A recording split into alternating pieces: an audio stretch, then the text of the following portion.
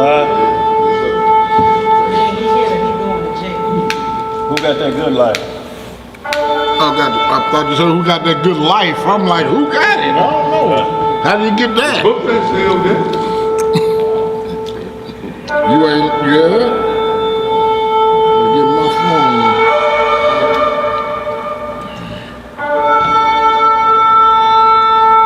They had to run it back again. Ouch. Hey, y'all know I don't like messing with these kind of life. Am I doing it wrong? No, you doing it right. You might just had it too long. Yeah, too long. Like when you put a little tip in your hands and your fire. Yeah, I can see that thumb right there. Boy, it's tender. Yeah, I don't want no parts of that. Right. That's what's got it. Sorry, I'm saying. I got all of them. Run it just a little bit more.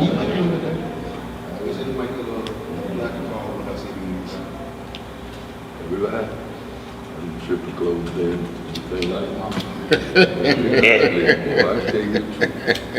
What you saying there? What you saying there? You don't want to know. It's really important. Yeah. Have a look at y'all. We can get it going. Yeah, we are. Yes, sir. So we live? Yes, sir. You don't want to know.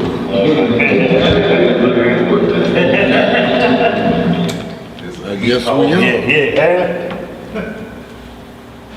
All right, y'all.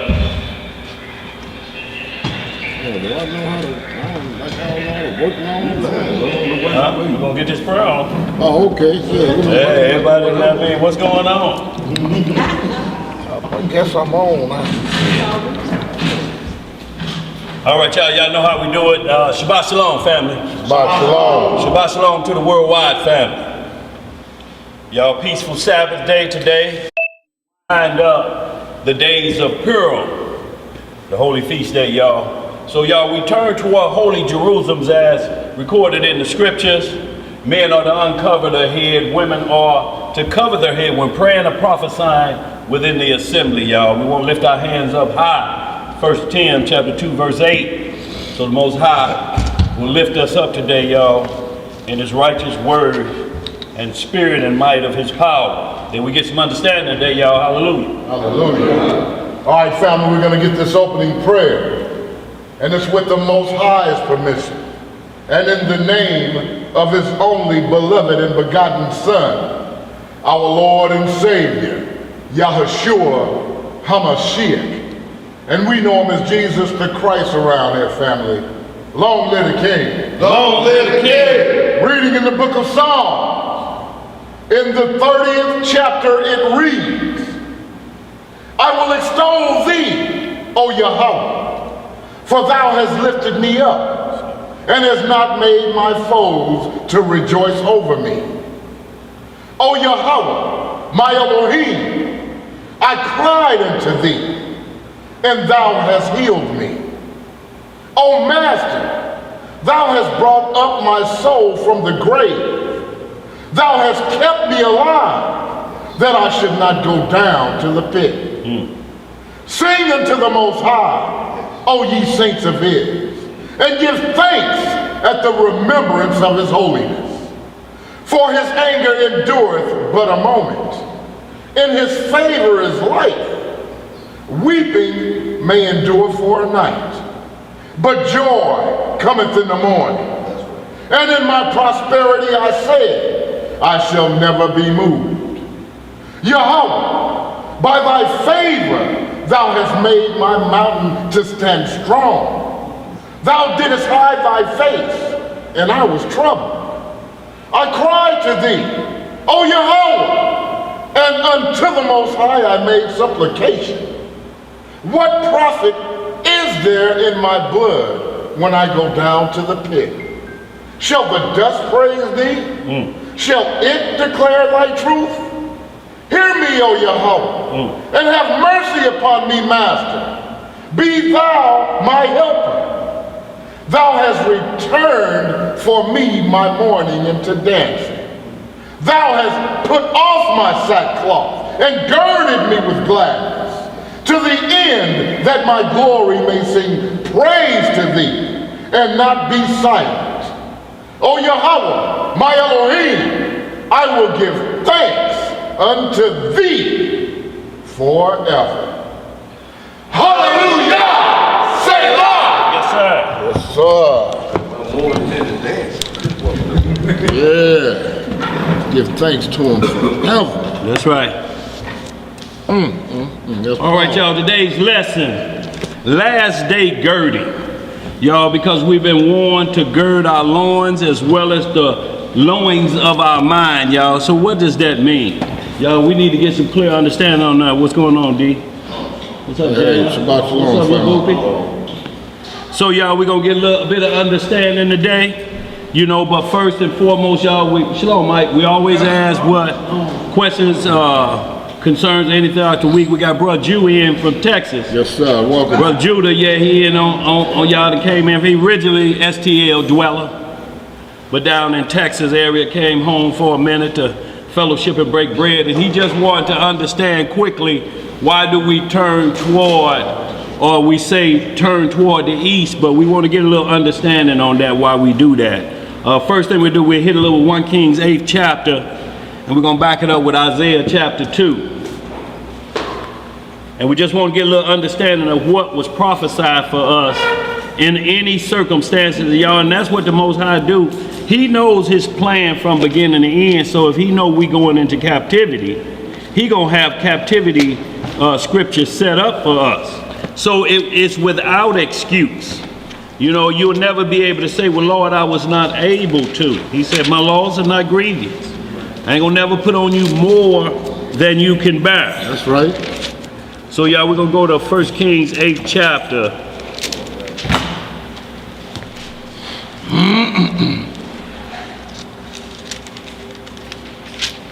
And we're going to get right, we get right to the heart of it, y'all. Start at verse, 1 Kings 8, we're going to start about verse 26. And we're going to read down, The end. that part, no, that's a lot. We ain't got to go down there. Go to 38, y'all. We'll cut it off after that. Everybody read on their own after that. Yo, because we just want to point you toward the area.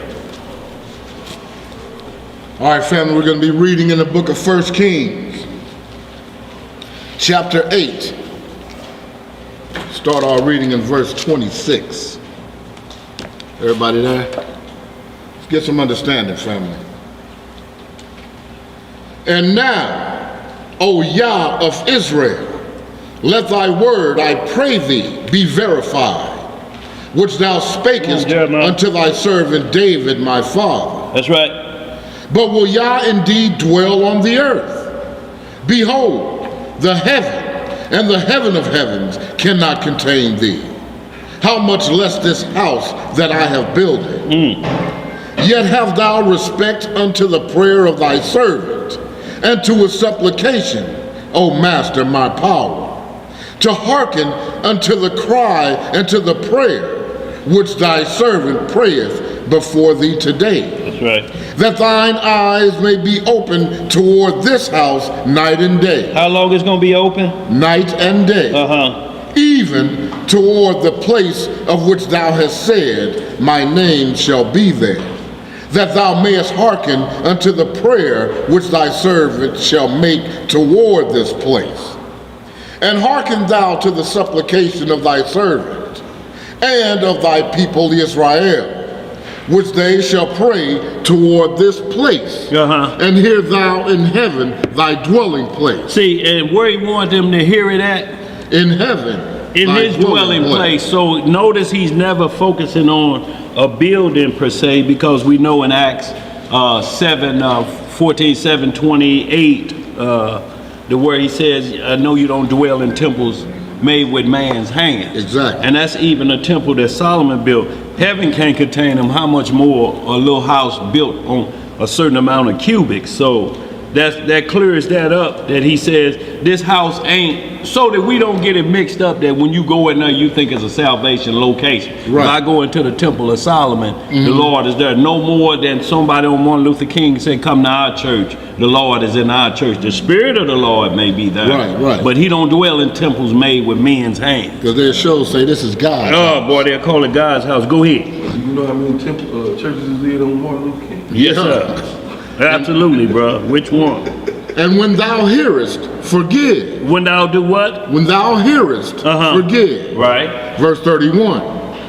If any man trespass against his neighbor, and an oath be laid upon him to cause him to swear, and the oath come before thine altar in this house, then hear thou in heaven, and do, and judge thy servants, condemning the wicked, to bring his way upon his head, and justifying the righteous, to give him according to his righteousness.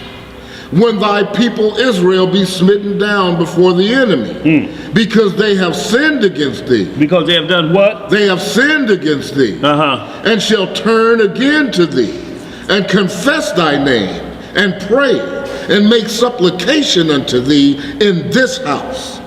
Then hear thou in heaven, and forgive the sin of thy people Israel, and bring them again unto the land which thou gavest unto their fathers. When heaven is shut up, and there is no rain, because they have sinned against thee. If they pray toward this place, and confess thy name. And do what? And confess thy name. See, and we have to confess his name, and what his name is prayer instructions. Because you can pray to anybody. You can turn toward the east. There's a lot of places in the east. Right. China in the east, ain't it? Yeah. See, we want to make it clear that what name you're talking about is the name that comes from Holy Jerusalem, where his law is, because that's his name. So your prayers and his name, it has to be according to his instructions. Go ahead, bro. And confess thy name, and turn from their sin when thou afflictest them. Then hear thou in heaven, and forgive the sin of thy servants, and of thy people Israel. Right. And thou teach them the good way wherein they should walk, and give rain upon thy land, which thou hast given to thy people for an inheritance. If there be in the land famine, if there be pestilence, blasting, mildew, locust, or if there be caterpillar in their enemy, besiege in the land of their cities, whatsoever plague, whatsoever sickness there be, what prayer and supplication soever be made by any man, or by all the people Israel, which shall know every man the plague of his own heart, and spread forth his hands toward this house. You want more? No, you good right there. So holy hand. Now just give me real quick Daniel 6 and 10, and then we're going to hit real quick Isaiah 2. Just two more. For two quick witnesses, Isaiah 6:10 and Psalm 55:17, and then we'll close out with Isaiah 2. You want Daniel 6:10? Or? Yeah, Daniel 6:10, and then we're going to hit Psalms 55:17, because it's a number of times that you have to turn toward Holy Jerusalem, y'all. If we would go in our closet, morning, noon, and evening, y'all, we supposed to go in our closet. That don't mean when you pray always. You could be in your car praying, you could be on your job praying, you know, you could be on the porcelain throne praying. Yep. You may have to. Really? Yeah. Shouldn't have had that Mexican for lunch. Boy, look here. Malak, what's up? Look at little Malak. You give me the phone? Okay. You want Daniel 6:10? Yes, sir. The book of Daniel, chapter 6 and verse 10. Now when Daniel knew that the writing was signed, he went into his house And his windows being open in his chamber toward Jerusalem. Toward where? Toward Jerusalem. See, y'all, there's always a location toward this place. So it's going to point to the place. But it's always going to be from where the law cometh forth from, or where it will be coming from this time forward. It's always going to give us instruction. You'll never be without instructions from the Most High. That's why he said it's without excuse. Was it without excuse when your mama she said, boy, what did I tell you? First thing she wants you to do is to repeat it to her. Yeah. Especially when she wrote it on the refrigerator and put the note on the refrigerator. Junior, you take out the trash. Earl, you do this. Betsy, you wash the dish, you do that. Right. It's right there. And then after a while, you don't have to keep the note up there. You can take the note down. Yeah, you know what to do. Yeah. Well, you can't say I didn't see the note 2 years later. You don't know what to do by now? Go ahead, bro.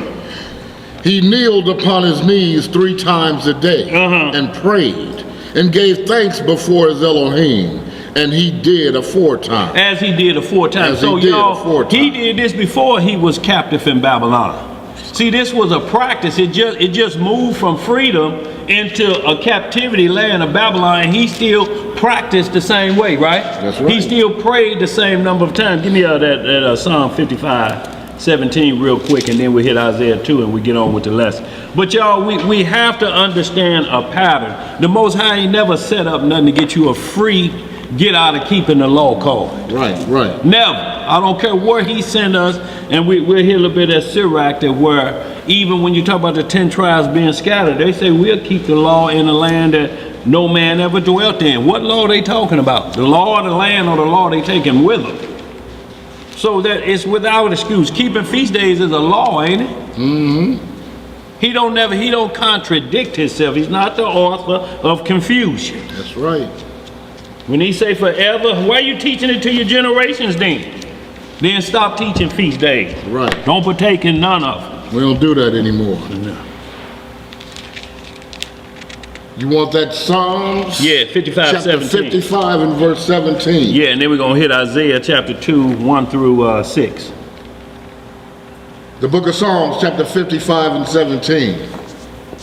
Evening and morning and at noon will I pray and cry aloud, and he shall hear my voice. He hath delivered my soul in peace from the battle that was against me. For there were many with me. Yah shall hear and afflict them, even he that abideth of old. Selah. Selah. Because they have no changes, therefore they fear not Yah. He hath put forth his hand against such as be at peace with him. He hath broken his covenant. The words of his mouth were smoother than butter, but war was in his heart. His words were softer than oil, yet were they drawn swords. Cast thy burden upon the Most High, and he shall sustain thee. He shall never suffer the righteous to be moved. But thou, O Yah, shall bring them down into the pit of destruction. Bloody and deceitful men shall not live out half their days, but I will trust in thee. Now give me a little bit of Isaiah chapter 2. And we'll see once again the location is a pointing toward. You know, if you in Russia, you turn toward the north, right? Toward Jerusalem. So it wouldn't say turn toward the east. You turn a different direction. If you're in Jerusalem and if your house was east of the temple, you had to turn west, so to speak, so that you could be facing the temple. Yeah. In Jerusalem. Exactly. South? Oh, no, I'm talking about if you were in Jerusalem. Yeah, not Russia. Russia, yeah, it should be south. But what I'm saying is, you know, even if you're in Jerusalem, you can't turn east if you're just talking about a location and just turn toward the sun, because you're already there. You know, so you would turn west possibly if whatever side of the temple you were on. Right. You know, so that you could just face it. That's during the time of King Solomon's temple. But when you're taken captive, go ahead, Isaiah 2 will explain it. Got Isaiah? Verse 1? Yeah. Isaiah chapter 2, verse 1. The word that Isaiah, the son of Amos, saw concerning Judea and Jerusalem. And it shall come to pass in the last days. What kind of days? In the last days. See, y'all, that's the language we looking for, in the last days. Go ahead. That the mountain of the Elohim's house shall be established in the top of the mountains, and shall be exalted above the hills, and all nations shall flow unto it. That's right. And many people shall go and say, Come ye, and let us go up unto the mountain of the Elohim, to the house of the God of Jacob. And he will teach us of his ways, and we will walk in his paths. For out of Zion shall go forth the law. What going out of Zion? The law. Uh-huh. And the word of the Elohim from Jerusalem. From the word from Jerusalem. Go ahead. And he shall judge among the nations, and shall rebuke many people. And they shall beat their swords unto plowshares, and their spears unto pruning hooks. Pruning hooks. Nation shall not lift up sword against nation, neither shall they learn war any more. O house of Jacob, come ye, and let us walk in the light of the Most High. Therefore thou hast forsaken thy people, the house of Jacob, because they are replenished from the east, and are soothsayers like the Philistines, and they please themselves in the children of strangers. So it go on down to tell you what happened and why he gonna punish those when they come up, y'all, because everybody still have to go up under the rod. You just ain't gonna come heading toward Jerusalem, shalom, bro, and think you're gonna be doing what you were doing here in this land. The main thing, if you ain't been practicing laws, how you gonna know how to keep them at home? Right. We ain't never been home. We're born here, weren't we? What we know about at home? What streets you know, Shalom Thomas? What streets can we point to say we've been over there? No, so it's a prepared kingdom for a prepared people. That's right. So y'all, with that, anybody got any more questions? You good on that, Judah? Yeah, thanks for clearing up, because there are two, something I was looking for. Yes, sir. Yes, sir. The only thing I was really confused on is like, I think it's 1 Kings chapter 9, when the Most High was saying he's going to take his name out of their house. Yeah. Because our ancestors were being Disobedient, yeah, and that's just out of that house though. Right. So, and that was because we were flocked to it, because now it's a clean place been made unclean because Solomon letting his wives do everything up in there. And that's the main reason it had to come out of there. Notice these around Solomon gave the prayer in 8. In 9, the Lord said, I'll accept your prayer. By the time we get to chapter 11, it's Solomon a through piece. That quick. 40 years that lasted. That's why when we get into Acts 7:47, I believe, in Acts 17:24, he don't dwell. Let's hit them real quick, y'all. We'll move on real quick. Acts 7:48,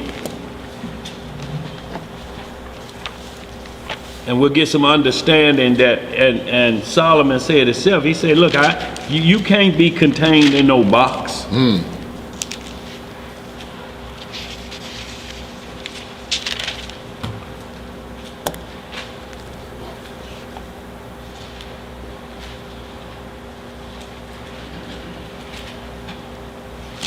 Thought about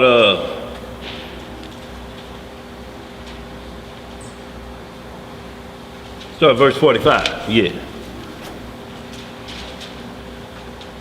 Then is it 17:24, I believe. Acts chapter 7, verse 45. Yes, sir.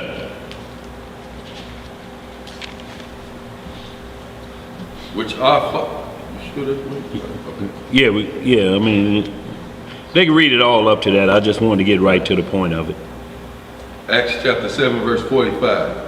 Which our fathers that came after brought in with Yahushua unto the possession of the Gentiles, whom Yahweh drave out before the face of the fathers unto the days of David. That's right.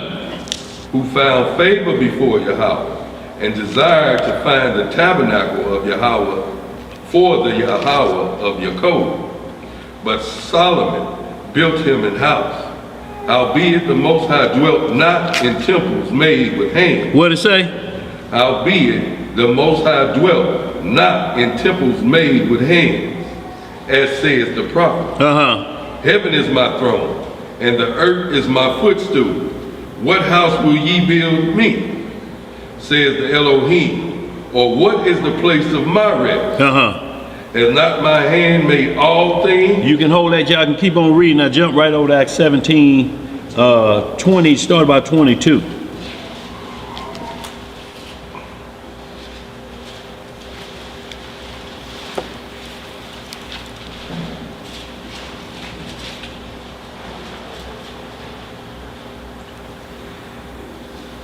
And y'all, and this is when Paul had went through Apollonia, all the other places.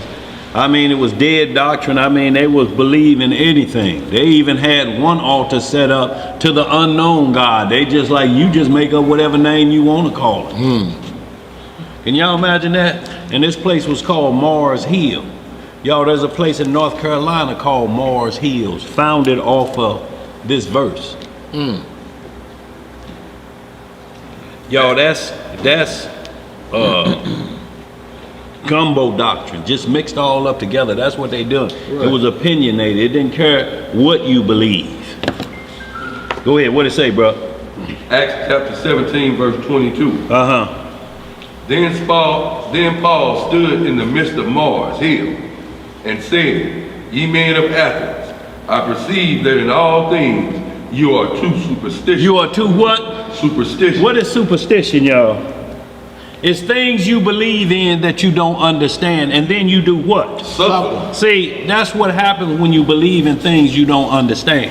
It's just like somebody say, well, I ain't in all that religious stuff, I'm spiritual. Well, what does that mean? Right. You believe. What are rules at for that? What happens if I get into a spiritual jail or timeout? What happens? What are the rules? Well, see, you going too far with that. I'm just, well, I just want to know, how do you worship the spirit you're talking about? How do we get in touch with it? What are the rules? What are the rules? What are the rules if I do good or I do bad? That's what I'm needing to know. How do you join this spiritual you talking about? Who you making connection with? Right. You ain't got no place card or nothing. Ain't no quick ref card in your wallet, nothing? Go ahead, what else it say? Verse 22, verse 23.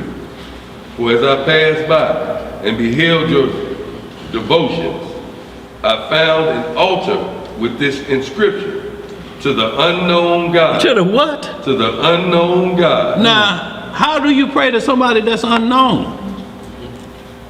And see, that's why the Most High say his law has become a strange thing to us, and strange mean abnormal, not the normal. Is abnormal. That's what strange is. That's why he say, you know, my law has become a strange thing to our people. We keep every other law except the law of the Bible. It's a strange thing. When you hear you say something, they're like, man, that's in the Bible. It's a strange thing. It's of the abnormal. It's cameo. She's strange. And I what? I like it. You see, but it's strange. Well, no, I don't like it. Right. That's why I had to bring. Yes, sir. Yes, sir. We understand. No, I just know she's strange. Yeah, go ahead, bro. Is that it on that? You go ahead too when you get to it. To the altar with his inscription, to the unknown God, whom therefore ye ignorantly worship, him declare I unto you. Yahweh that made the world and all things therein, seeing that he is Lord of heaven and earth, dwelleth not in temples made with hands.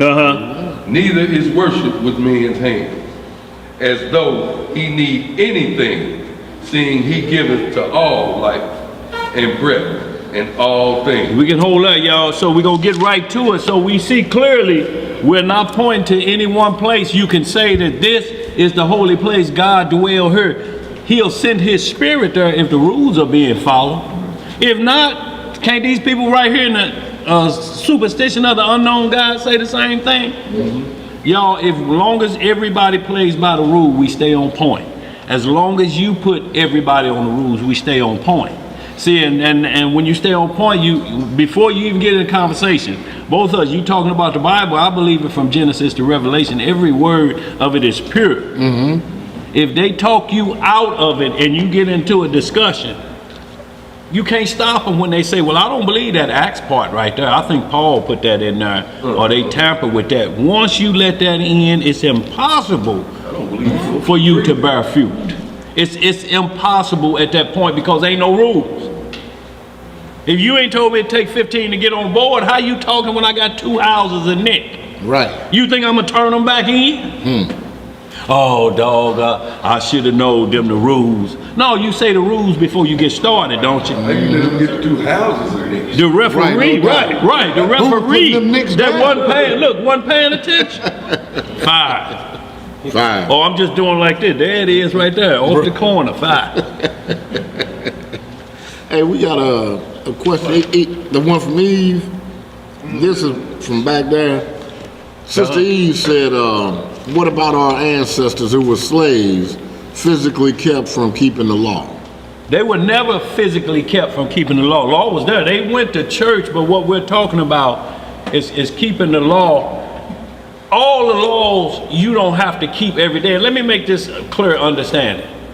If a certain event is not happening, there's 613 recorded laws, but that don't include the statutes and judgments as well. It could be 1,100, 1,200 all together.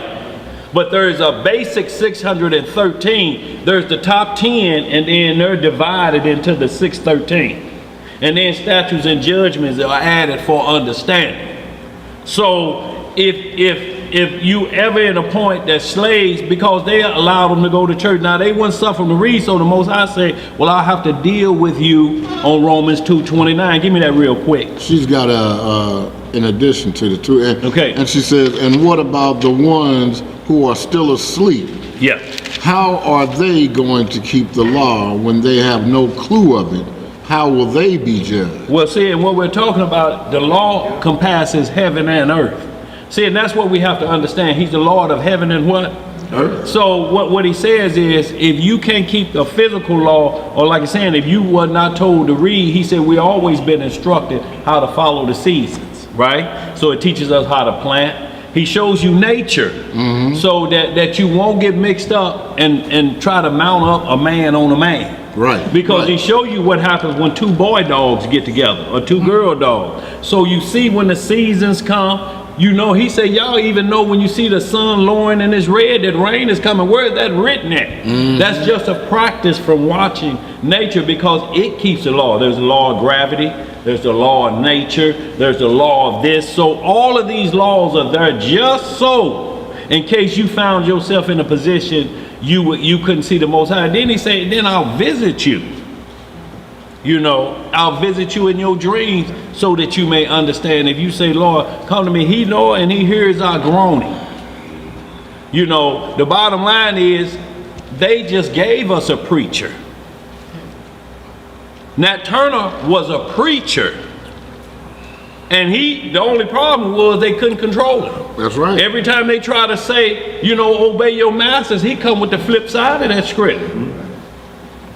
And they like, wait a minute, this preacher, this a rebellious preacher. And y'all, we always had people. That's why he say, I got 7,000, they never bowed a knee to Baal. He said, I never leave you alone.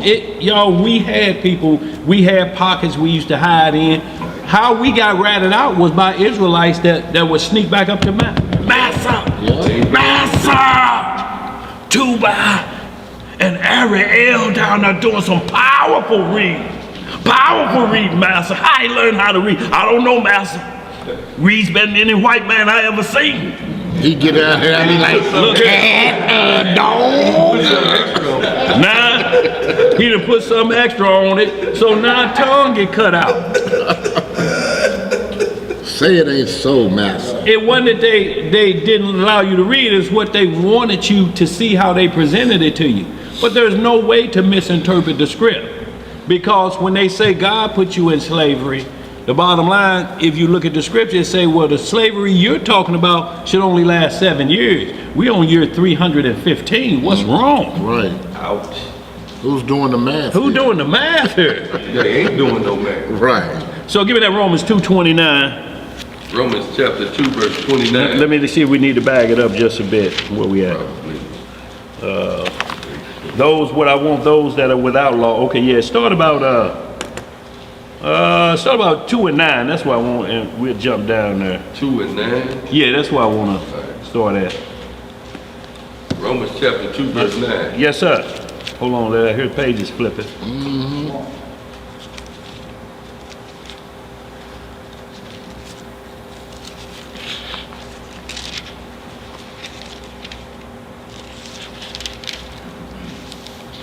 Yeah, if you look at what can't get into the kingdom of heaven, it names 9 abominations. No whoremongers, no adulterers, no effeminate, no this, and it's 9 of them. If out of those 9, you got 1 or 2 on that, them the only 1 or 2 you need to be working on. You don't do this one. Laws are to the point that where if you see it, you're not worried about that. You're not worried about a law that's already taken care of in your heart. You don't even go that way because you know that one don't apply to you. It's these right here that I'm working on to keep me out of the kingdom. That's going to keep me out. It says I can't get in. I can probably get mercy on these other ones, but I cannot practice these 9. There ain't no way to get in. So it's not like all 613, but we know fornication is, if you saying we can't do the law in the land and then you the champion at celebrating Christmas, it's a problem. That's fornication. That's fornication. Yeah. That's spiritual adultery. So we have to understand those things. If you break the law at one point, you break it all. That don't mean you break all 613. It just means you break that law concerning that particular event. If you break one part of it, you break all of it. If you tell somebody you ain't supposed to be turning on your stove on the Sabbath, and then the person that's telling you that ain't got no job, that's a problem. Because the Sabbath is about rest from your what? Your work. Labors. That's right. How you gonna judge me and you've been already on 6-day Sabbath? So he's breaking the whole law with that because it has to all be a law together. He don't separate and say you can do this part Thursday, oh back it up on next Monday, you can catch back up on it. No, it's the law. If you break one part of it, the whole law is broken at that point. If you miss first base and you make it all the way home, what's gonna happen? You out. You what? Out. You out. You running so fast and you done miss first base, you tag second, third, and slide into home like Willie Mays Hayes. It's gonna be a problem, ain't it? Where we at? Romans chapter 2, verse 9. What it say? Tribulation and anguish upon every soul of man that doeth evil. Every soul of man. That said, didn't it? Yeah. Go ahead. Of the Jew first. Of the who? Of the Jew first. And also of the Gentiles. Right. But glory, honor, and peace to every man that worketh good, to the Jew first, and also to the Gentiles. For there is no respect of persons with Yahweh. That's right. For as many as have sinned without law. Have sinned what? Without law. So what we're saying here is possible to sin without the law? How is that possible? I couldn't read. They told me they're going to put my eye out. I didn't have the law. How can I be a sinner? Right. Well, let's read what it says. For as many have sinned without law shall also perish without law. And as many as have sinned in the law shall be judged by the law. For not the hearers of the law are just before Yahweh, but the doers of the law shall be justified. Read that on down to verse 15. For when the Gentiles, which have not the law. Which have not what? Which have not the law. Do by nature the things contained in the law. These having not the law are a law unto themselves. Look, if them heathens didn't do the law of cropping like they should, we'll starve to death. I mean, who we gonna count on is Israel to get them grocery store shelves packed up? To make sure corn is harvested like it's supposed to be, to make it here to the ghetto. We live in apartments and houses, not on farms and stuff. The food have to be trucked in to us. Processed. Have y'all seen what them shelves look like when they threaten 10 inches of snow? One loaf of bread and the date gonna expire in an hour. No paper plates left, nothing. You just trying to get what's left on the shelves. Yo, who controlling to make sure the sea don't have all of that stuff? And we're not in control of any of those things. Right. Those are laws that you can say, well, we're not keeping. We're what? Now what? Adam was given command over all of the earth, over the sea, over every animal, over all that. Slow, Maria. So y'all, we have to understand who governs the earth and who's in charge. So those without a law, nature gonna teach you the law. It's without excuse. If y'all ever watch this movie called Castaway with what's the boy name? Forrest Gump. Tom Hanks. 5 years on an island with no information. He learned the seasons. He learned when the tides come in and when he get out. It took him 5 years. But he learned the law of nature and of the ocean, how it moves back and forth, and how he was able to finally get over that one. And they got him out there and they finally picked him up. 5 years he was gone. But he kept a calendar because he knew he started tracking the full moon. So if you never have a calendar, a physical piece of paper, the moon, that's how the slaves escaped. What do you think they just followed in what? They're the North Star. We got to go that way to where we can get to where we can read that. They understood that because the Most High made sure things were fixed for us under these circumstances. Go ahead. What else to say, bro? Verse 15. Which show the work of the law written in their heart. Which is, where's the work of the law written at? Written in their heart. Their conscience also bearing witness, and their thoughts, the meanwhile accusing or else excusing one another. In the day when Yahweh shall judge the secrets of men by Yahweh Shai or Mashiach, according to my God. So we can see that on Judgment Day, he gonna bring it all into play, every secret thing and every hidden thing, evil thing, y'all, all of it's gonna be brought up. And it's gonna be brought up because he's a fair and righteous judge. He knows everybody that were not able or in a position to get the manuscript and study it. The problem is, y'all, we got threw out of the land with everything readily available for us. It's readily available now. And what we doing? I'll get back at it later. Right. Swipe left. Oh, what's going on here? Hollywood husbands and wives. Yeah. That's what I want to look at. So we keep swiping left. It's right near to us. So there's going to be judgment for that. That's what we got to be more concerned with. We got the manuscript right here, and we ain't even picking it up. Right. They didn't get a chance, so he's going to judge them according to how they live their life. Did he marry a woman or something before we got into captivity? Because there was marriage laws in captivity. Raising your children, but keeping the law is the punishment of what's happening, and he going to do it accordingly. He knows that when he put us in there, the first ones got off the ship, half of them, all of them knew who we were. So the word got out, y'all, we Israel.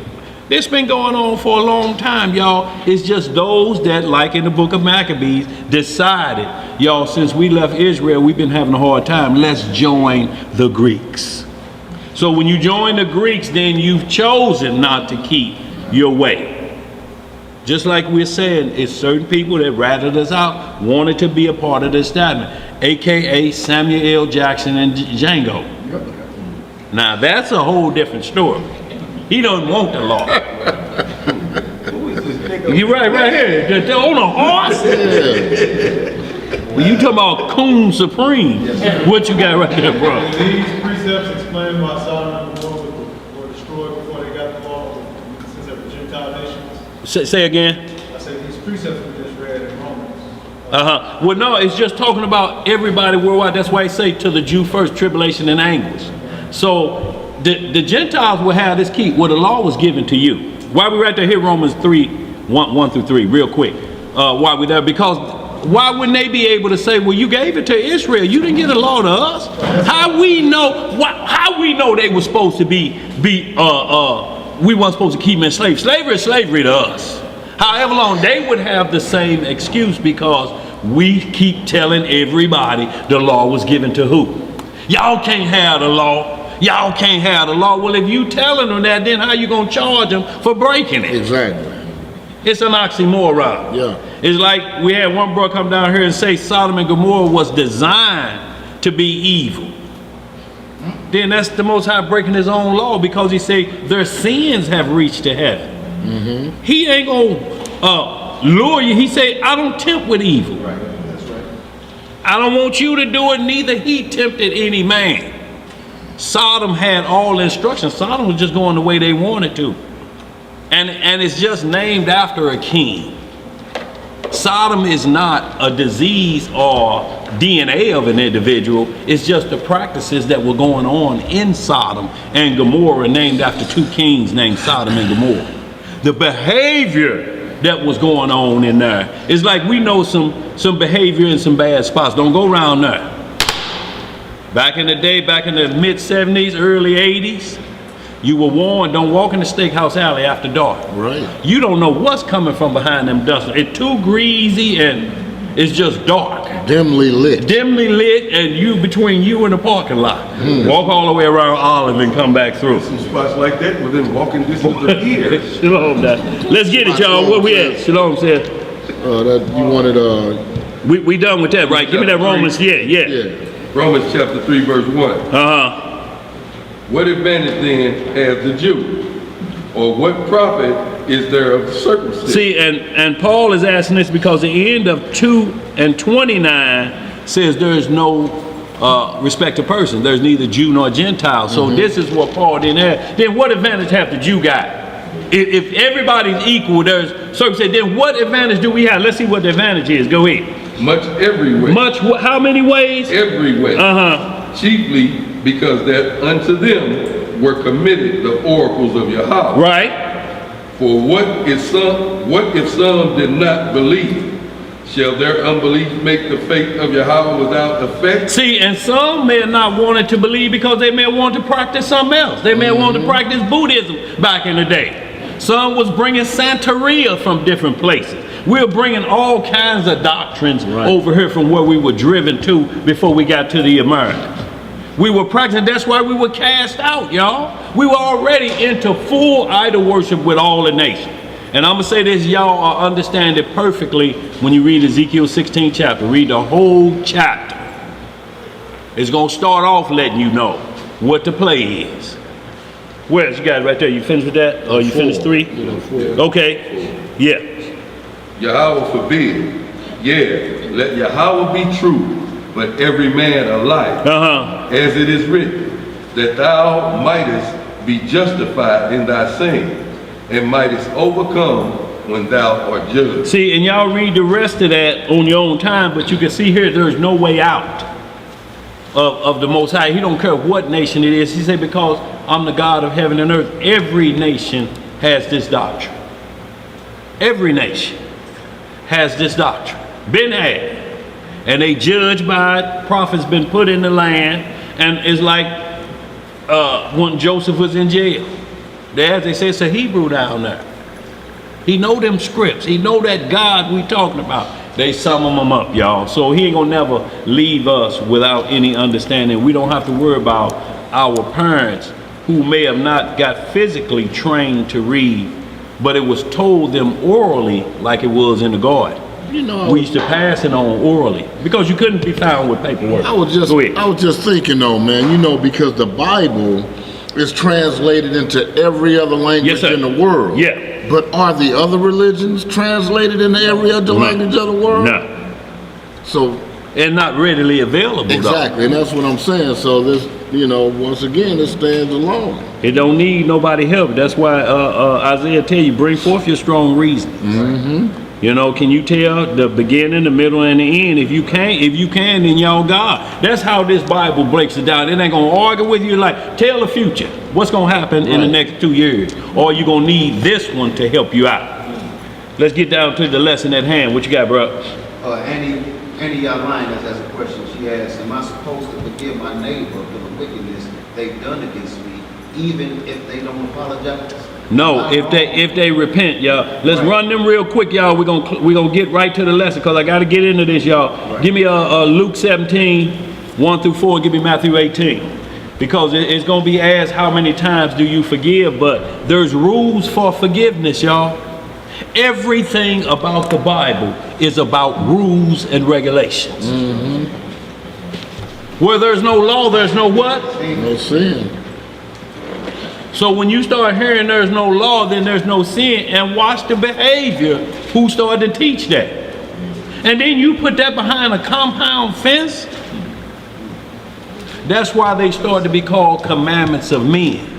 You're trying to fill in the same blank of what you're telling somebody, we don't have to do that no more. So you try to fill its void with something else.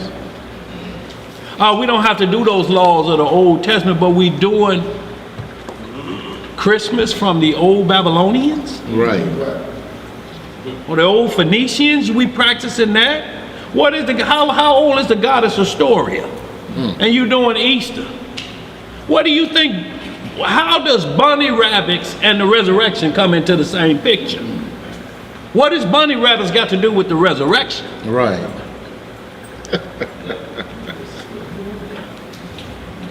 Where we at? You want to go to that Luke? Luke 17, 1 through 4. And then give me that Matthew 18, right when how oft should I forgive my brother? And we'll get this clear, y'all, because there's instructions in y'all. This so we won't play a hate and it won't be personal with nobody on the forgiveness line. You got to have rules to forgive so you ain't false flagging forgiveness. Yeah, I forgive you, and then call somebody, had the nerve to ask me to forgive him. Did you forgive him? Yeah, I did, but shit.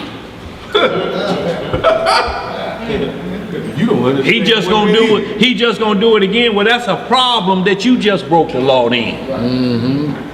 Let's read that Luke 17, 1 through 4. What it say? The book of Luke, chapter 17 and verse 1. What it say? Then said he unto the disciples, it is impossible that offenses will come, but woe unto him through whom they come. It were better for him that a millstone were hanged about his neck, and he cast into the sea, than that he should offend one of these little ones. Take heed to yourselves. If thy brother trespass against thee. If thy brother do what? Trespass against thee. Rebuke him. Do what? Rebuke him. That means tell him what he did to you. Ain't nothing wrong with that. You can't hold grudges. You can't make a Facebook post? None of that. You have to tell that individual. I can't go live and talk about no, not second or third maybe, but first you have to make sure it's one-on-one. Because it could be a misunderstanding. Right. Go ahead. Rebuke him. Do what? Rebuke him. And if he repent, forgive him. See, if he repent. Right. Forgive him. What does repent mean? Turn away from. And do so if the trespass is, every time I come over here, I go in your refrigerator and drink your last beer. You ain't bringing I done told you about that before, and here you come with nothing. Told you about it last time. At least bring two and leave one in there. Exactly. For me. Bring me one. You come in there cracking them open like you live here. Yeah, dog, boy, I had a rough one at work today. Your wife gonna cook anything today?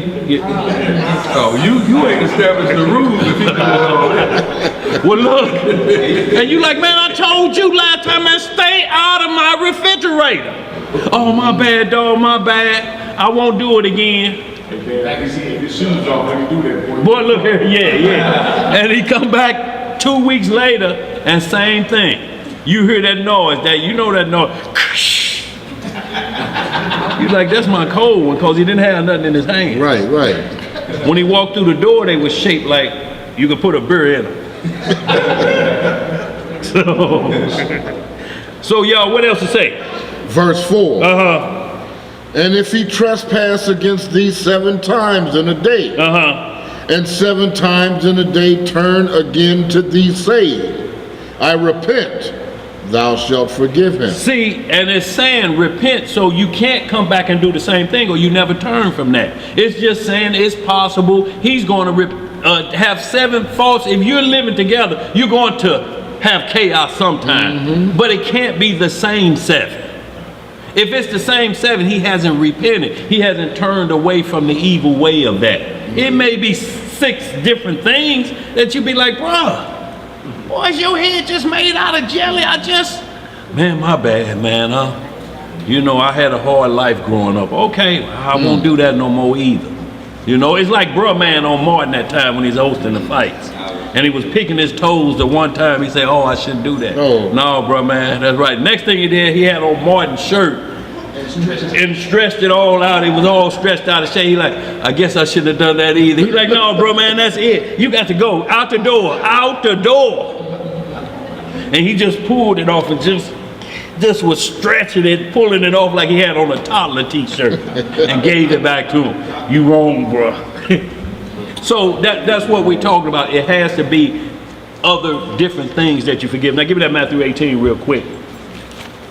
And we'll get to understanding of what's the process of who you go get and how you have to do it. If anybody show up with you and they got a beef with you and he got more than himself on the first go round, slam the door in his face. We got men around here now got kangaroo courts set up that they'll tell you a crime been committed against this state and they tell you we ought to govern that. Who you fooling? Right. How you gonna stop a warrant? How you gonna stop, you know, a bolo on you? Be on the lookout. Right. You think you can govern that out? The only way you can do that is to trick the person you with and force them to forgive an individual. You can't do that. See, we supposed to govern ourselves. What? In what land? When? Is that what the Messiah taught us? Give Caesar what's Caesar. Right. The problem we had was the Pharisees was cool with Caesar because they told Pilate, you don't lock him up, we cool with Caesar. We're having this. Who let go Barabbas? Did we have Barabbas in chains? No. Or was it the Roman government? Who locked Paul up? Was it Israel or the Roman government? Right. Y'all, it's crazy talk when you start to hear that we're going to govern ourselves. If you look at the government, because the one who in charge ain't going to take no penalties, is he? Will he shut his britches down and get 2 or 3 licks across his rear end? Y'all, it'll be just like Samuel and his sons taking bribes and everything. Right. When you do that. Right. Where we at? Matthew 18. We're in the book of Matthew chapter 18 and we'll start our reading in verse 15. Everybody there? And it reads, moreover, if thy brother shall trespass against thee, go and tell him his fault between thee and him alone. See, how you done already called? So no, you can't call nobody first. It say him and you are what? Alone. Look, because it may be about alone. Where my money at? Look, you can't go get nobody and then bring back, yeah, man, he done tripped. Come on, roll with me, man. He probably ain't gonna listen to me. But if he see you with me, he gonna do it. You're still breaking the rules. Right. That ain't what the rules say. What the rules say? Read the rules again. Moreover, if thy brother shall trespass against thee, go and tell him his fault between thee and him alone. No Facebook, Zeb. That brings in the whole church community, don't it? Unless you do a private box or something. Well, we're looking at least it's private. That's what we're talking about. You at least got to show that it was private so that no man could judge you. Right. What you got back there, Thomas? You waving like... But what if he practicing his own conceit? What if he practicing If his he own... righteous in his own conceit. Well, we know how to answer that. It still got to come down to the law. See, the law gonna dictate the fault before you even go to tell him how he tripped against you. You know, it's still before you go to him, you have to know what a trespass is. It's a fault or it's a transgression or it's a law breaking against your neighbor. It's something that treat your neighbor as yourself that was violated. Bro, I would have never done that to you. Right. I would have never done that. I wouldn't have treated you as my neighbor. And the neighbor is anybody, Israel first, that keeps the laws of God and the stranger that dwells amongst us. And while we're speaking, y'all, shouts out, well, not shouts out, but we want to send prayers up for Brother John, wife at the door, Ruth. Had just a brief accident, you know, so she's a little woozy right now, you know, so, and we won't get into what happened, but she just need our prayers because she's a bit dizzy now from an incident. Right. So definitely want to send our prayers for Sister Ruth. Go ahead, where we at? Going up. Yeah. Continuation of verse 15. If he shall hear thee. If he shall do what? If he shall hear thee. Thou hast gained thy brother. What have you gained? Your brother. See, if you don't follow the rules, you're going to lose your brother. and you may want to lose him. You could have done set this fault up. If you know he having problems with stealing, why do you leave your wallet out with the $100 bill sticking out of the wallet? Right. Yeah, man, I need to run around the corner. I got to go talk to my neighbor. About 15 minutes, I'll be right back. And you leave your wallet out. And you come back, yeah, he ain't got it. I ain't going to say nothing. Yeah, I'm just going to come on take my friends with. You cannot set anybody up for this. There's rules all through Leviticus about if somebody bring you their stuff to hold and your house get broke in, and then you tell them your stuff got stolen, but not mine. So the thief came in and got my stuff. Knew it was mine. But they left your stuff. So y'all, it's laws for that. Everything is covered in this book. Yeah. Where else? Yeah. What else to say, Zeb? Oh, you got it. Go ahead. Y'all look alike. So. Verse 16. But if you will not hear thee, then take with thee one or two more, that in the mouth of 2 or 3 witnesses every word may be established. See, now we're talking about establishing what happened. And establish means to write it down now, y'all, because we have to get to the bottom of this, because we're trying to show brotherly love again. How can we get past this, y'all? Go ahead. What else to say? Verse 17. And if he shall neglect to hear them. See, he don't want to hear nobody now. Here you come back with them. Here you come back with him thinking he knows something and him knowing something. Man, both y'all can miss me with that. They already on your side. Yeah, go ahead. Well, yeah, absolutely, bro. Go ahead. What else to say? And if he shall neglect to hear them, tell it unto the church. But if he neglect to hear the church, kick his ass. Yeah, that don't say no, don't say that. Let him be unto thee as an heathen man and a publican. See, let him be as a heathen man and a publican. That's when you can make a Facebook post? See, and now going down to that's when you can, because look, you have to introduce the world. He don't want to hear anything, but he want to be around us. No, that can't happen. That's going to create problems. It's going to be the next person going to have this problem. And the next person going to, he don't want to listen to anybody. He just want to do what he want or she want to do. That's why I have rules for forgiveness. Rules keep the playing field equal without no personality. It can't be no player hating with rules. It eliminates all of that. No respect of person. No respect of person. It makes sure that me and you can't go and he think me and you together, because the rules won't allow me and you to do it. It's like when Daniel had to break up about Susanna in the Apocrypha, when the woman out there bathing, 2 rogue priests, so they love her so bad and know she married, they peeping through the fence watching her take a bath and then bump into each other. You chasing her too, huh? And then because she didn't want to lay with both of them, they lied and said, well, we'll tell you was with a young man, Pepe the gardener, out here. And they was going to lie on it till Daniel set up things. He said, let's do this then. You got 2 witnesses. Okay, let's separate it. Look, shalom, bro. Shalom, and you know, put the one over here and over here. Where was she at? Under what tree was that boy hiding under, that young boy? A mulberry tree. Okay, yeah, the other one. What tree? Apple tree. He like both y'all lying.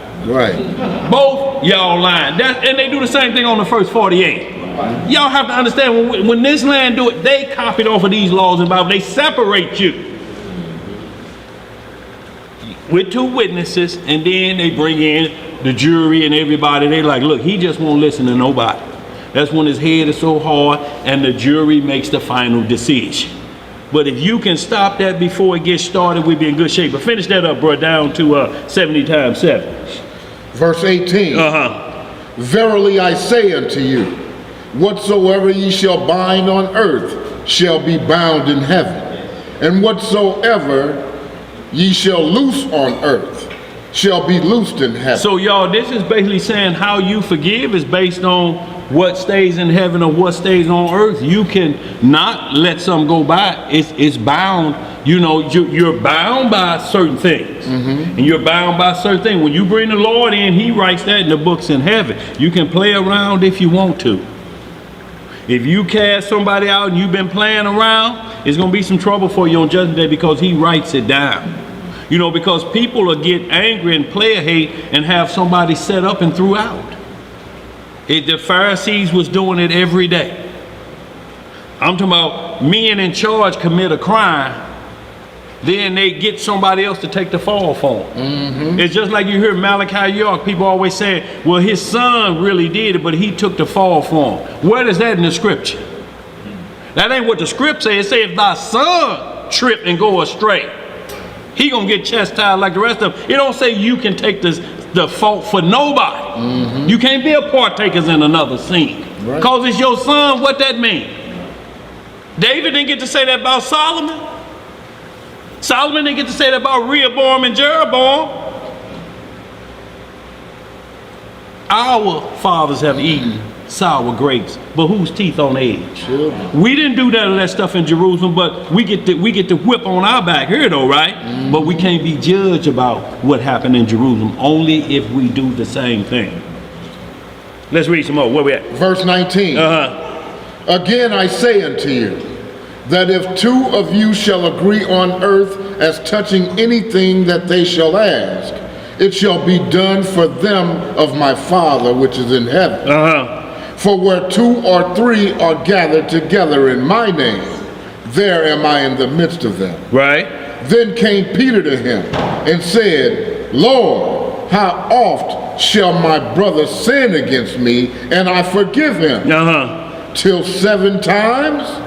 Yeshua saith unto him, I say not unto thee until 7 times, but until 70 times 7. 70 times 7 is 490 times. He's saying, look, and he's just, if you around somebody, you're going to be around them your whole lifetime.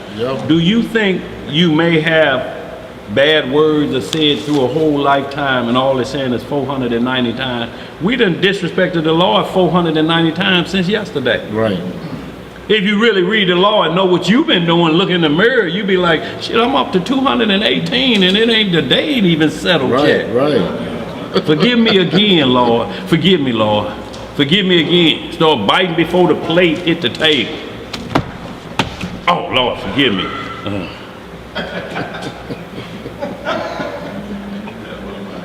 But I know it's one, because it's one of mine. I'm talking about turn into the food like you a hostage. Yeah. You can't wait long enough to give thanks. Just thank you for this blessing. Can't wait long enough chewing and thank. Oh, I just want to thank you.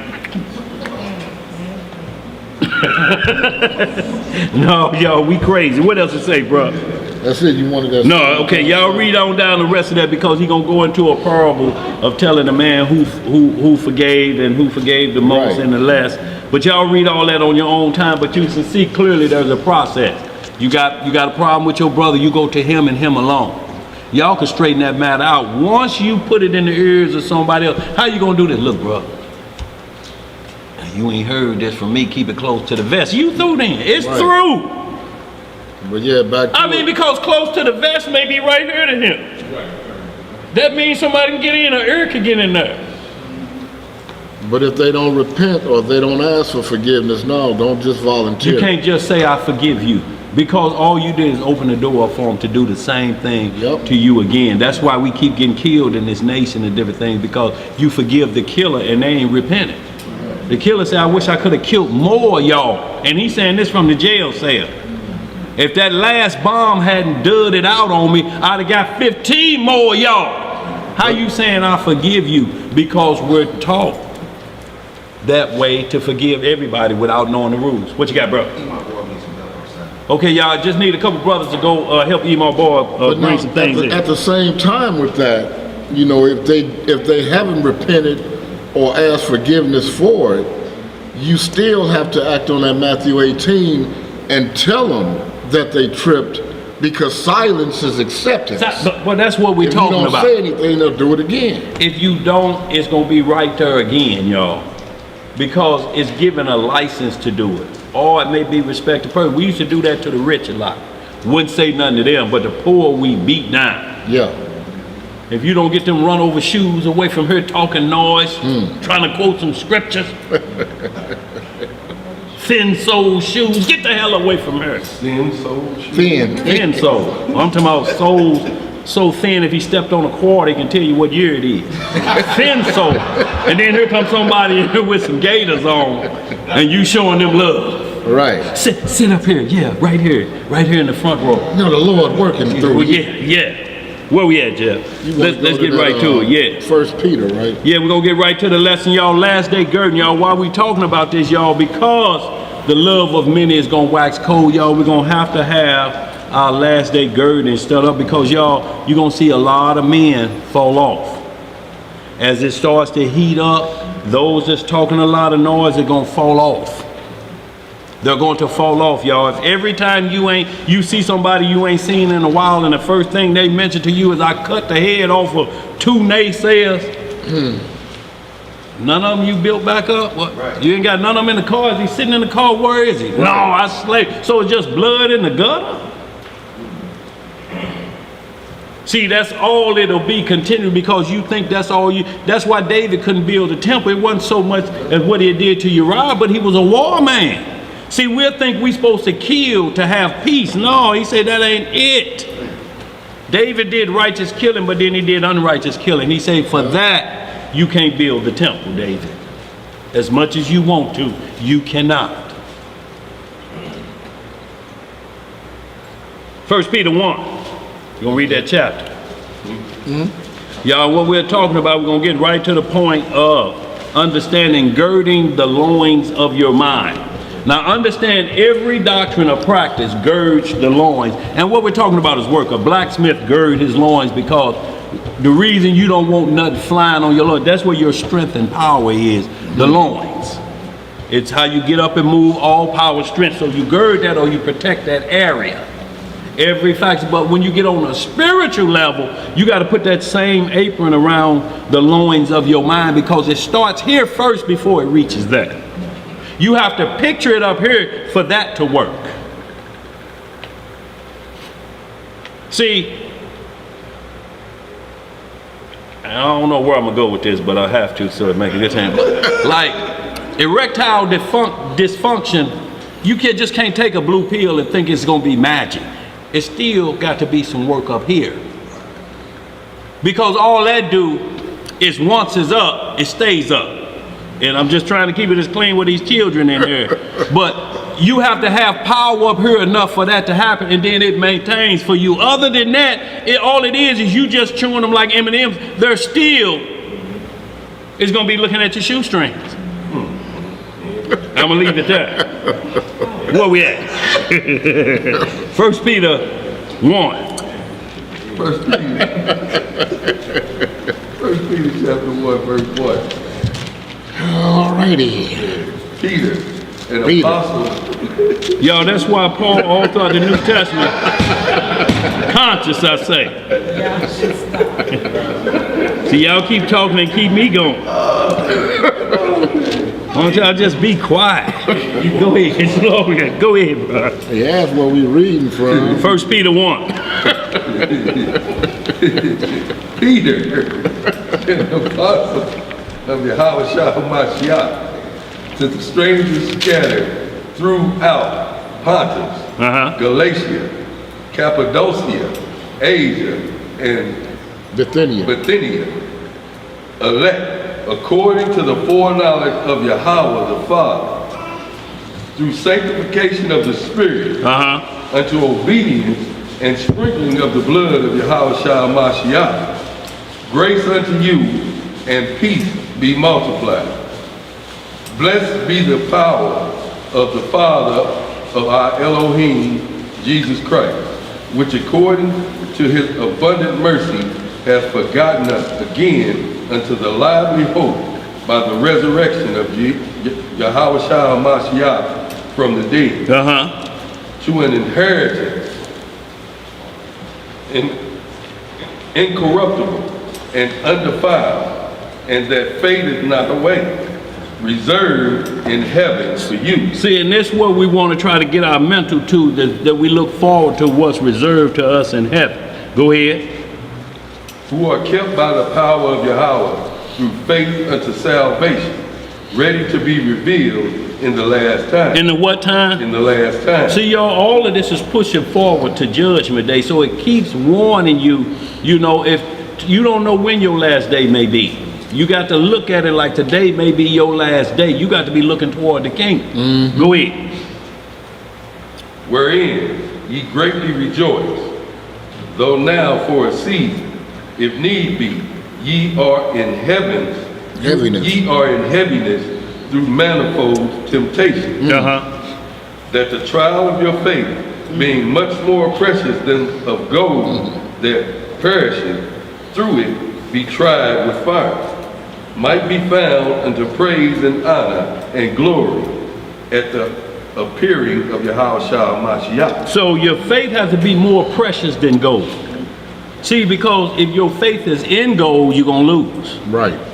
Because they take all the gold from you, you're through. If your faith is in money, your faith has to be up here, that you fully believe what this doctrine is saying, and that nothing else can replace the blood of Yahweh Shai. That's right. Nothing else. You can't put the blood of bulls and goats in gold and buy the blessing that he did on the cross for you. You can't do it. Just don't work. Got to be fully persuaded. Go ahead. Verse 8, whom having not seen, ye love. That's right. In whom, though now ye see him not, yet believe. Ye rejoice with joy unspeakable and full of glory. And see, you have to have this in your mindset that though we have not seen him, you're going to get those questions. Man, how you worshiping somebody you ain't seen? Right. Man, how you believe this? How you call it the wind? You ain't never seen the wind. Have you? No. You can't see it when you break wind. At least I hope not. Where we at? Go ahead. Verse 9, receiving the end of your faith, even the salvation of your soul. See, your faith is tied to the salvation of your souls. See, we can look like we believe, we can act like we believe, you know, but your faith will be tested, your soul will be tested when the Most High visits you in your sleep, or Satan come tempting you in the fourth watch of the night. About 3 o'clock in the morning, he likes to visit and try you and see if you prepared when you sleep, or you only prepared when you awake. Right. Because that's when he coming.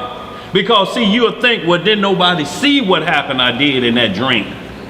How easily I got through that window when that man was gone. Nobody saw that. Yes, it did.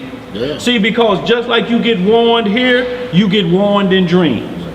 He said, I'll make a way out of temptation. You could be doing something wrong in your dream and the phone will ring. Keep ringing and you wake you out of your sleep. It's going to always be around 3 o'clock or 3:30 in the morning. Hello? Hello? Unknown. The problem is when you try to jump back in that dream. That's the problem. Pick it up where you left off. Do you try to pick up where you left off? Right. Go ahead, bro. Verse 10, Uh-huh. of which salvation the prophets have inquired and searched diligently, who prophesied of the grace that should come unto you, searching what manner of time the Spirit of Christ, which was in them, did signify, when it testified beforehand the suffering of Mashiach and the glory that should follow, unto whom it was revealed, that not unto themselves, but unto us they did minister the things which are now reported unto you by them that have preached the gospel unto you with the Holy Ghost, sent down from heaven, which things the angels desired to look into. See, y'all, when he sent the Holy Spirit back for us, y'all, the angels wanted part of that. So, y'all, we can't do no disrespect even the Holy Spirit because it has rules. It won't come to you. It's not going to come to a temple full of idol worship. It's not going to come inside you. You can't call Christ a curse and expect the Holy Spirit to show up. Right. So that's where commandments of men started to come in. If you say he was born as a bastard slip, and what we mean is he was conceived before the marriage ceremony, that's what you're saying when you say Joseph is the daddy. Right. You got a blemished lamb now. Yeah. Because he wouldn't have followed. Now here Christ at wedding reception. When he come back, it's the wedding supper of the who? Of the lamb, ain't it? So how then his birth, his mother and father is not done correctly? And you still say, well, he's still the Messiah. Nope, that's why you keep seeing men being put up in his spot. They'll start to say, I'm the third in heaven, or I'm the Holy Spirit, because they've already convinced you that the Messiah is blemished. Right. Let's read some more. Verse 13. Uh-huh. Wherefore gird up the loins of your mind. Of your what? Of your mind. Uh-huh. Be sober. Be what? Be sober. Uh-huh. And hope to the end for grace that is to be brought unto you at the revelation of Yahweh Shah Mashiach. See, this one is going to be tested if your mind's been girded, if they're sober. Y'all, loins, how do loins be sober? If you know your loins ain't sober below your belly, but you sure can't let this get out of control. Because then it falls into lasciviousness. And that's where you just don't care at no point. The mind finally say, just do what you feel like doing. And y'all, the laws are out here for lasciviousness behavior. Y'all, it's so many sex crimes out here. When they saying no mean no, it could be consensual all the way to the point and saying yeah. But guess what they can say? Well, I meant to say no. You know the only thing that'll stop that? Legal marriage. What are they gonna say on the honeymoon? You at the wedding, people around, and then you in there, and then how's it gonna be said that? But you won't have to say the words consensual. It's part of the marriage package. Right. The marriage bed is undefiled. Hit and miss is what it is. Saw you at the club, you look nice. Now I'm saying, damn, why did I circle one more time that parking lot? I should have went home. How I know it's mine? If you let them words come out of your mouth, shame on you. Then you in a knowing some threesome. If you think how I know it's mine, then you already thinking it could be somebody else and you joined into a harlot then. This ain't hard. But see, even if that's the situation, man, I mean, consider yourself lucky that you didn't walk away with AIDS. If you No, boy. You know, so look here. Can't be jumping in that raw, man. She didn't look like she had nothing. Right. Well, how does that look? How does a person look that don't have nothing? Maybe she didn't look like she had a husband. Whoa, boy. Boy. Now you really got problems. Right. Right. And he know he looking for you. Right. Who are you from up under the bed by a naked foot and the rest of you naked? And you talking about it ain't what you think. Right. This ain't what it looked like. Look like my man lived in his house with us. He like, okay, bro, I understand. You just, here, put your clothes on. Come on, have a beer with me. Yeah, you think that's going to happen? What ransom can you give a jealous man is what the scriptures say. I don't want that watch. Go ahead. Verse 14. Uh-huh. As obedient children, not fashioning yourselves according to the form of lust in your ignorance. See, obedient children, not fashioning yourself or forming yourself to those lusts. See, when you have men start to create doctrine so that they continue their lust, those are commandments of men. And then what they have to do then is separate from the masses. Because the masses know what you're doing, so you try to get it over here where we can practice that over here, and you practice sin. And you say we're in a kingdom. Let's read some more. Verse 15. What it say? But as he which hath called you holy. Wait a minute. Let me read that again. But as he which hath called you is holy, so be ye holy in all manner of conversation. Holy in all manner of conversation. That means different kind of conversation, don't it? Yeah. But it's saying holy, keep it set apart. Right. It don't mean that you have to be what they call a Bible thumper. You don't have to quote scriptures every time some come up. The food ready. Deuteronomy 15 say we supposed to grab our hands. Like, okay. Who want a juice or water? Who want scripture say, living water is what you you don't want to. You don't have to be a Bible thumper. Right. You ain't got to be that guy. Well, yeah, right. When you know what the rules are already. Right. Go ahead, bro. Verse 16. Because it is written, be ye holy, for I am holy. Set apart, y'all. When we're talking about set apart, is you only follow the rules of the Bible. That don't mean customs of the people may come into play, but what we're talking about when it comes down to your soul being judged by the Most High, he tells you We ain't the first people to be in captivity. You think America is the first captivity? No. We've been captive to the Egyptians, the Assyrians, the Babylonians, Yeah. the so-called Indians of this nation. We did 200 years with Tonto now. We're not new to this. Go ahead. Verse 17. And if ye call on the Father, who without respect of person judgeth according to every man's work, pass the time of your sojourning here in fear. See, pass your time in fear of the Lord. That's what you better be passing your time for, because he's no respecter of person. You think he care about who you are? He made you. Right. He don't owe you nothing. Let's read some more. For as much as ye know that ye were not redeemed with corruptible things, as silver and gold, from your vain conversation received by the tradition of your father, but with the precious blood of Christ, as of a lamb without blemish and without spot. If you teach Joseph as his father, it's impossible for them words to stay the same. Right. It's virtually impossible, because there's a putting away about what happened. There's an angel sent to you about that event that happened, and it's saying there was nothing wrong on your part. Right. Nothing wrong on your part. About the conception. Let's get it straight. She's pregnant already, because the word conception means to make pregnant. Right. And she was there when Joseph got back home. The work, it had already been done. She wasn't a little bit pregnant. She was pregnant. She had conceived, and the angel comforted him. If you still say, well, the angel just let him know that it was his child. Once again, here we go. If the wedding ceremony had took place early, but he never said that. All he said is people will think I'm responsible and I jumped the gun. That's the putting away part. Anytime there's a putting away, there's a problem, ain't it? Mm-hmm.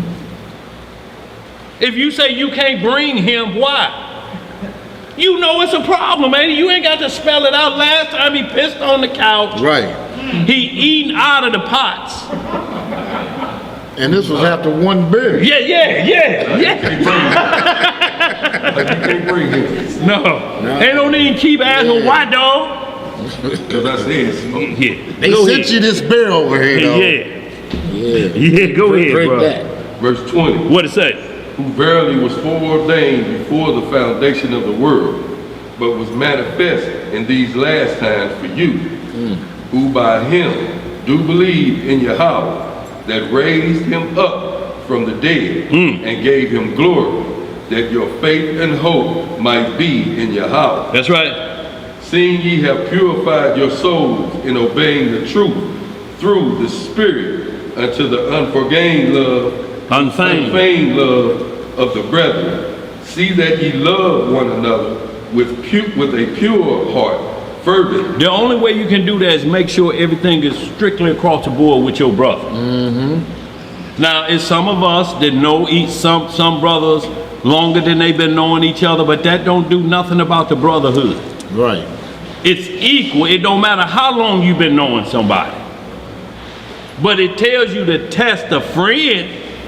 Let's not get that misunderstood. But the bottom line, all brethren should be looked at as the same thing. A servant. Your brother. Your brother one. Ain't none of them higher than the other one. Once you make that mistake, it's going to be trouble. Once you hear I've been in it longer than you, that don't mean nothing. Nothing. For you to be even saying that, we know what you've been long in doing. Yeah. Buddyhood. Not the brotherhood, the buddyhood. Only come around when it's fun. Buddy time. Hey, buddy. Hey, my buddy. No, we talk about my brethren. That you treat as yourself, that you lay down your life for. That's right. Let's read some more. Verse 23. Being Being born again, not of corruptible seed, but of incorruptible, by the word of Yahweh, which liveth and abideth forever. See, you see, not born of corruptible seed. This talking about strange doctrines out here now. All type of worship of idols and different gods. Crystals. All of that madness. Name and take one law and make a doctrine out of it. Polygame. A game? It's a game too. And you better speak Hebrew. Well, poly ain't Hebrew. No. That's Greek. Say it in Hebrew. We've been asking that for 6 months now, ain't we? It ain't happening. Just say it in Hebrew so we can look it up in the law. If not, get away from here with that word etymology. Where we at? Verse 24. Uh-huh. For all flesh is as grass. All flesh is what? As grass. Uh-huh. And all the glory of man as the flower of grass. The grass withereth, and the flower therefore falleth away. But the word of the Elohim endureth forever. How long? Forever. Uh-huh. And this is the word which by the gospel is preached unto you. See that it lasts forever. Men will fall off. Men gonna die. One of Paul's best road dogs that rode with him was Demas, D-E-M-A-S. But as you starting to read through, Demas fell off. Paul say, ain't nobody left with me. He say, I got locked up, man. They took most of my stuff, but tell them to bring my coat and bring them notes. I need them notes, man, because I'm going over here, bring that. And he say, ain't nobody with me. He like, man, Demas done gone back to the world. When you see people fall off, y'all, this ain't nothing new. If you think they supposed to be on it, they was just on it because it was fair weather. They're called fair weather friends. As long as the sun is shining, the hallelujah's going up. Yes, sir. But soon as a dark cloud coming, you don't hear from them. Right. Don't need to be around brotherins like that or sisterins like that. Right. Things work out good. I knew the Lord was going to be with you. That's why I didn't come. Already knowed it. Okay. 1 Peter chapter 5, 1 through 11. And y'all, then we're going to get right into the heart of the matter and get right through this. Y'all, we're going through Genesis 49, and what we're talking about is Jacob's last words, Shalom Yimah, to his sons, his 12 sons, on how the blessings or the inheritance is being passed out to each one of his sons, because the covenant went through Abraham, Isaac, and who? Jacob. And his sons. Right. But Abraham gave the covenant to Isaac. Isaac gave it to Jacob, and Jacob gave it to his 12 sons who's supposed to give it to us. Thank you, Mom. But the last of it, y'all, us, all we do is listen to the father of our tribe. So we're going to go through, because some say, well, how we know we Judah? Well, there's certain laws in here that know how you know you Israel. Everybody going to fall under Deuteronomy 28, Leviticus 26, Psalm 44, out of all the 12 tribes. It has to fit, y'all, so we'll let the Bible talk for itself, and what we're going to do is go through the testament of the 12 tribes. We're not going to read all of it. We're only going to read chapter 1 of every one of the 12 tribes that match up with Genesis 49, because that's the father telling them what's going to happen, and then it'll be the son in the very first chapter telling you what happened to him, and then he's warning us, and his warning comes to us. That's our father, whatever tribe you may be a part of. He's talking to you at that point. That's the originate. And then you start to tell it to your son. But it stopped right there, and we see what these patriarchs going to say, what prevented them and what made them slide down the inheritance list.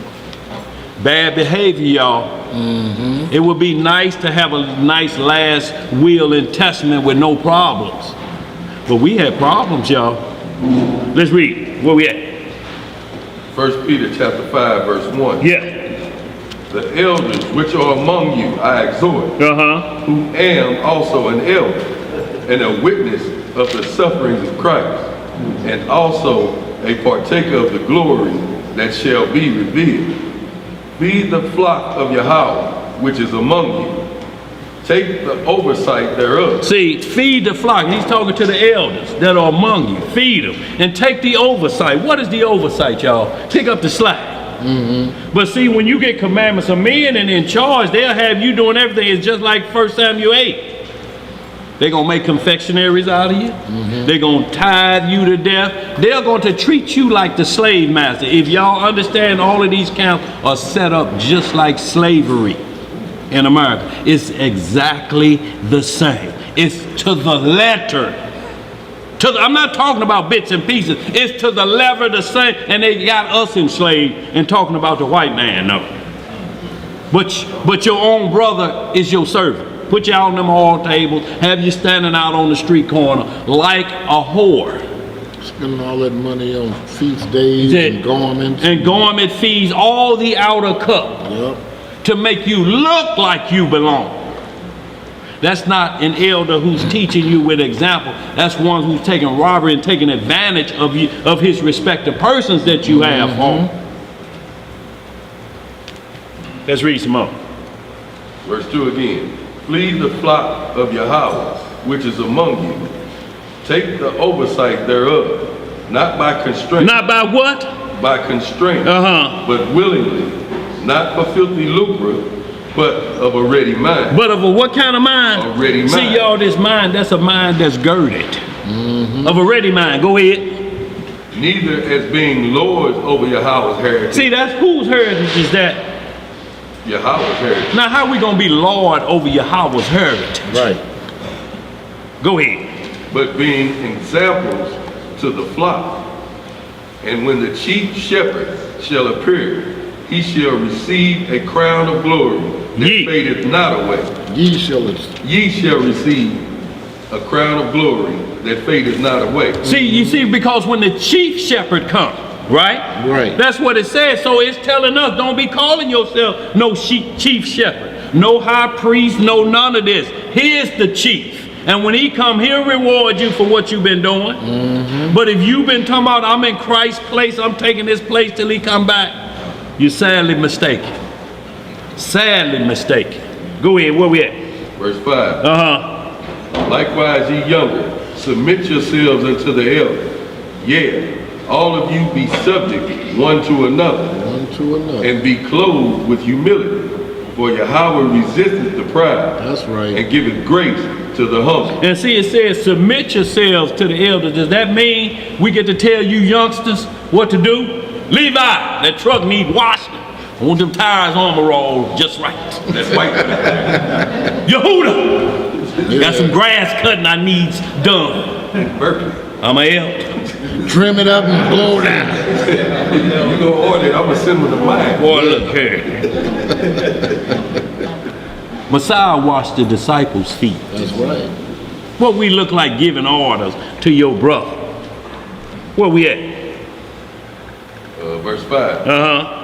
Verse 6. 6. So y'all, not to cut y'all, but submit. I just want to get in that point, submit. Now they pound on this about submitting, you know, a woman submitting, but are they submitting to the elders? I'm talking about these same men that got their women submit, say that say submit. Every other breath says submit, submit. Are they submitting to the elders, the ways of the elders? You can't be with that behavior. It said, love ye one another. Where we at? Verse 5 again. Likewise, ye younger, submit yourselves unto the elder.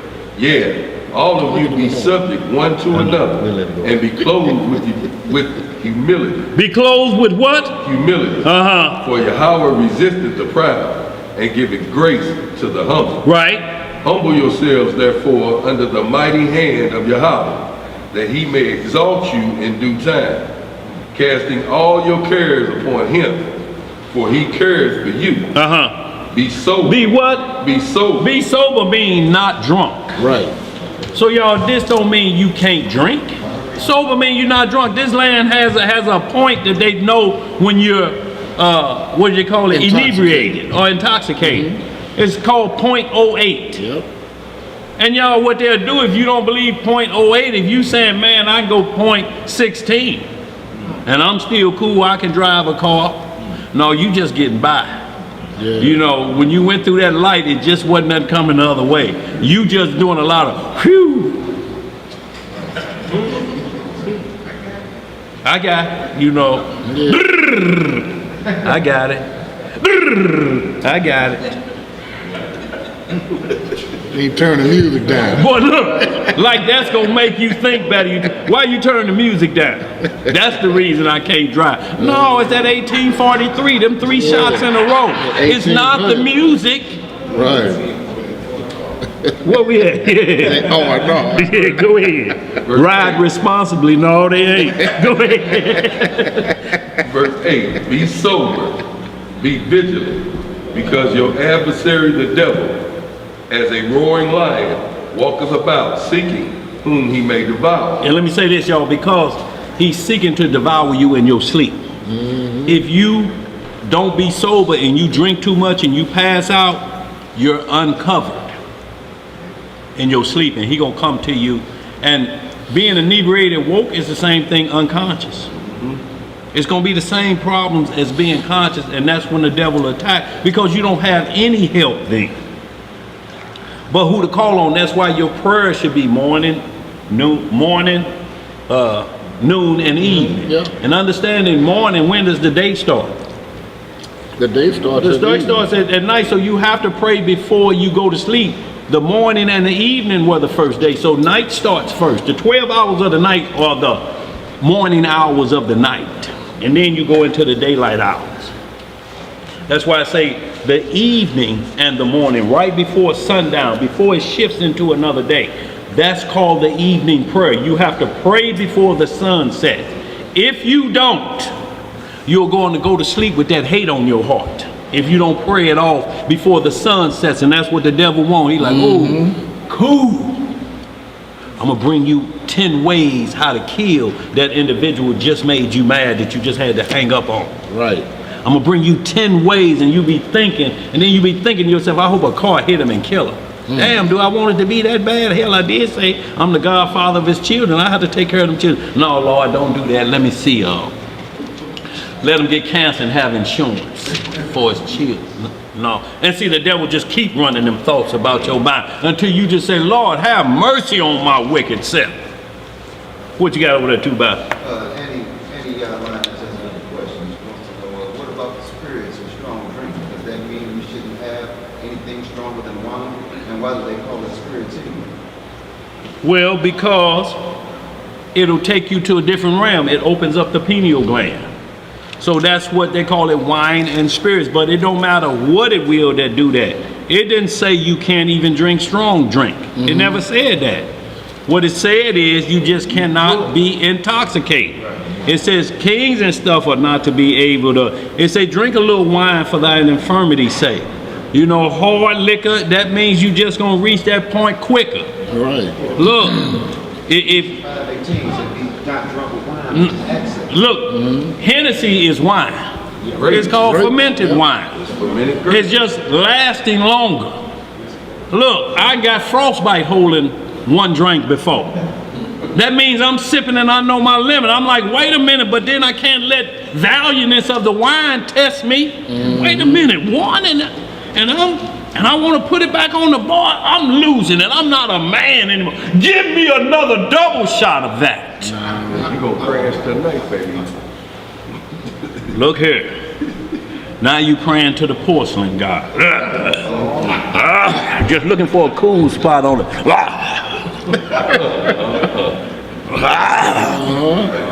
Stagger in the bed and wake up, vomit everywhere, all over your face. Hello. Somebody call. Hello. You better get over here, man. Junior having that party. Everybody's here. Some stars is here too. I just seen a few people. Willie the rapper, and then I'm on my way. Yeah.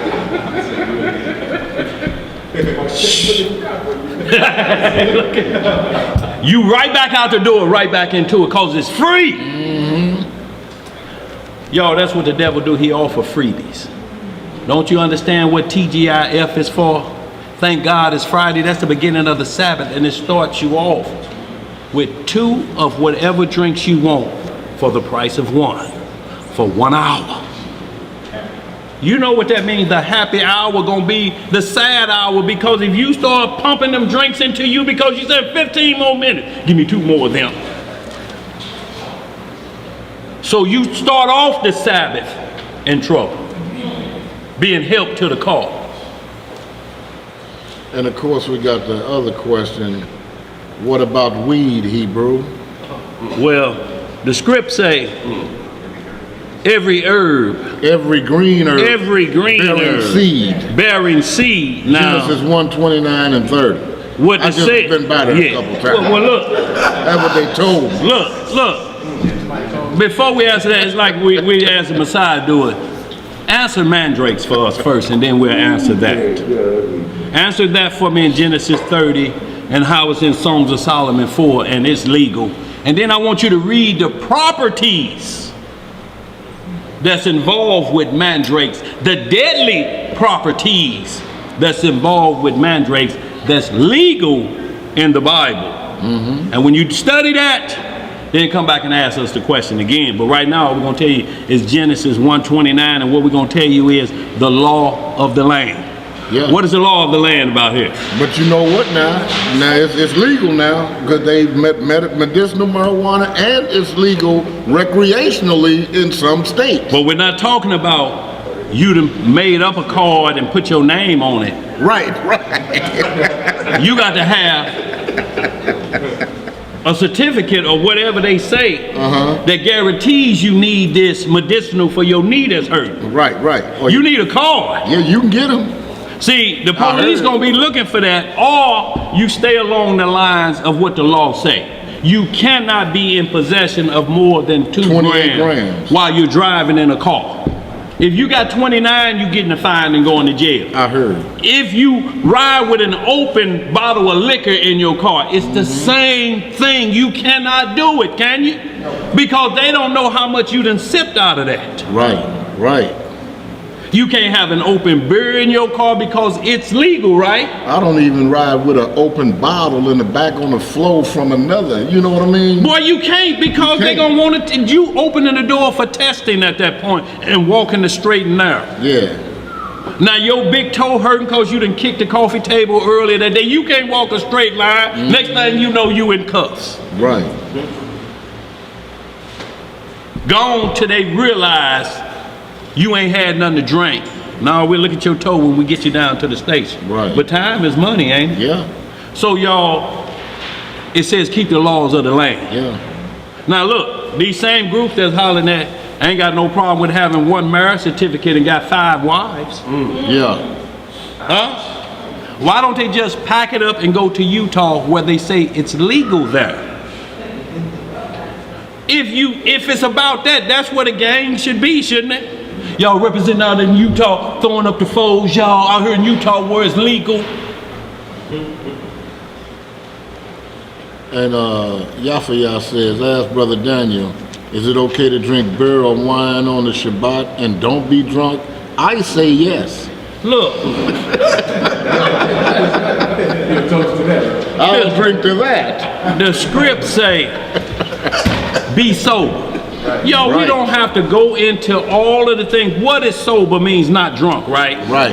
It didn't say save the Sabbath day. It said be ye holy, for I am holy. Did Yeah. Christ drink wine? Yeah. Was Christ ever drunk? No. They called him a drunker and a wine bibber. Yep. They say every time we see you, you got a cup in your hand. So what? But was he ever drunk? Shalom, Elder Judah. Was he ever drunk? No. Did they ever? Because he never sinned once. Right. Was Noah drunk after he got off the ark? Yeah, well, Noah. See, he got high on his own supply. Yeah. And he fell out within his tent.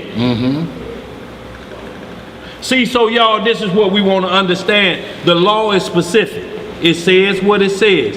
And then they say, well, can we put it in brownies? Well, you can. And then you have Nick Rose talking about, well, we don't do it because Zachariah say they put the branch to the nose. Oh, What? Huh? So you could smoke it, as long as you don't do it like this.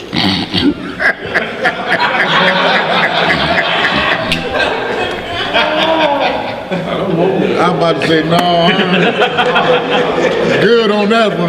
Well, look here. That's a Wuhan blunt, ain't it? I just could say, well, you gonna do that new one. But look, y'all.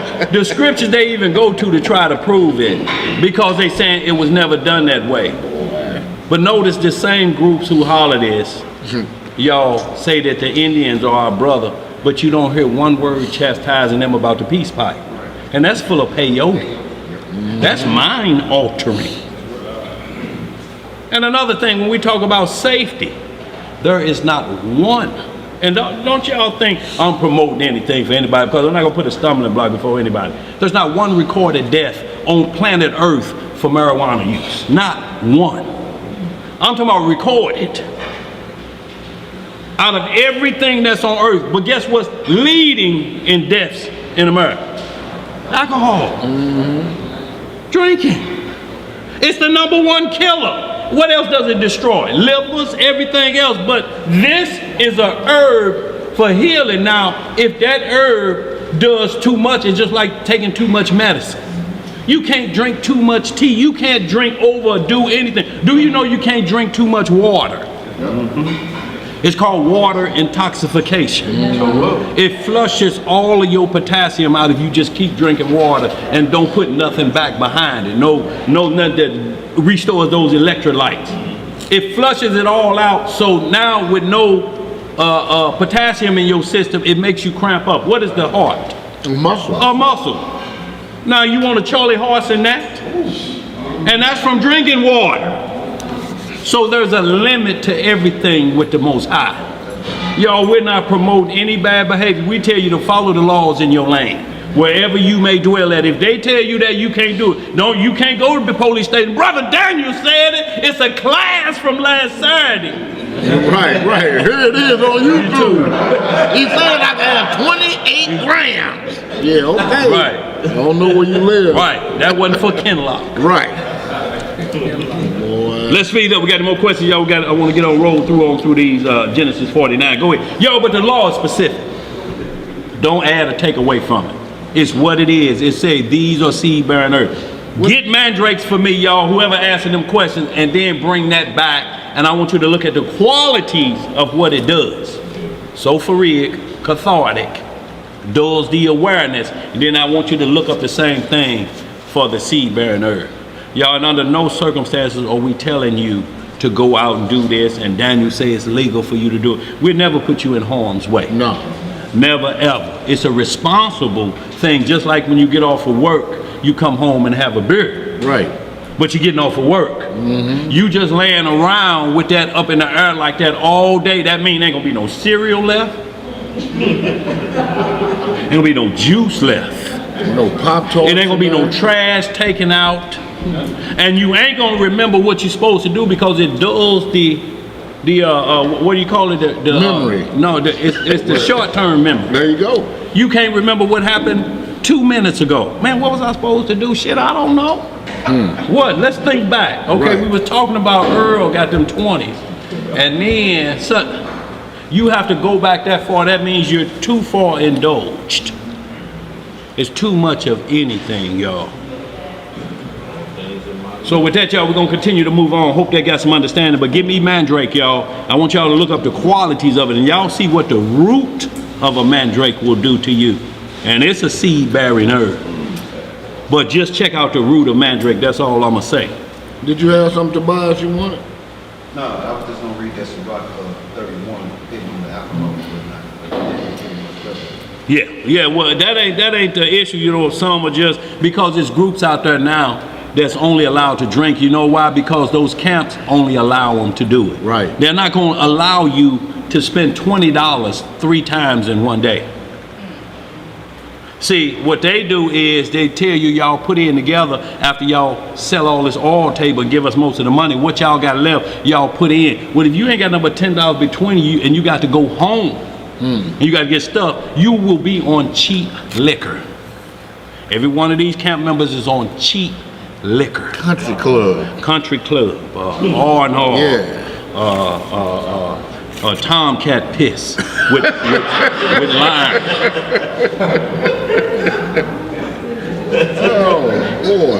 They cannot, you will see them staggering with small bottles and different things. Y'all, this is what we're talking about. This is what they reduce them to. Because they're not going to let them. They're like, look, we need that money you would spend on that. We need that for priest fees. We need that for priest garments. We need that for double tights. They will not allow you to control your own money like that. That's the reason they're fighting against it. But when you tell them it's the law, then they try to tell you, well, what way it was done. Well, if you know how it was done, then you got some paperwork on whenever they pulled that plant up, what they did with it. You got some paperwork, I know you do, where you talking around here. You got the paperwork. Show us how it was used. If you that far in it, you know, of condemning, then you know how it was used. But if you bring me, don't put the branch to your nose.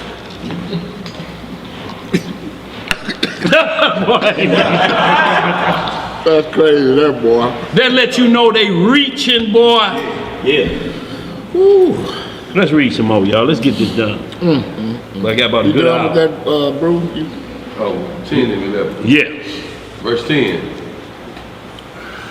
But the Yahweh of all grace, who had called us unto his eternal glory by Christ Jesus, after that ye have suffered a while, make you perfect, established, strengthen, and settle you.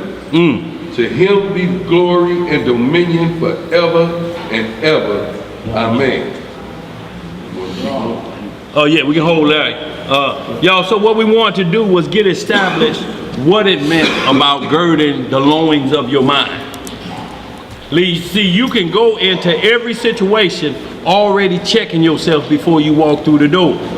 That's why Paul said in 1 Corinthians 10, if one bid you to a feast and you be disposed to go, that means you thought it over. When you get there, you can't start talking noise after you done everything gone. How you gonna talk noise at a Christmas party and eggnog dripping down your face? Now you want to tell them, have y'all read Jeremiah 10?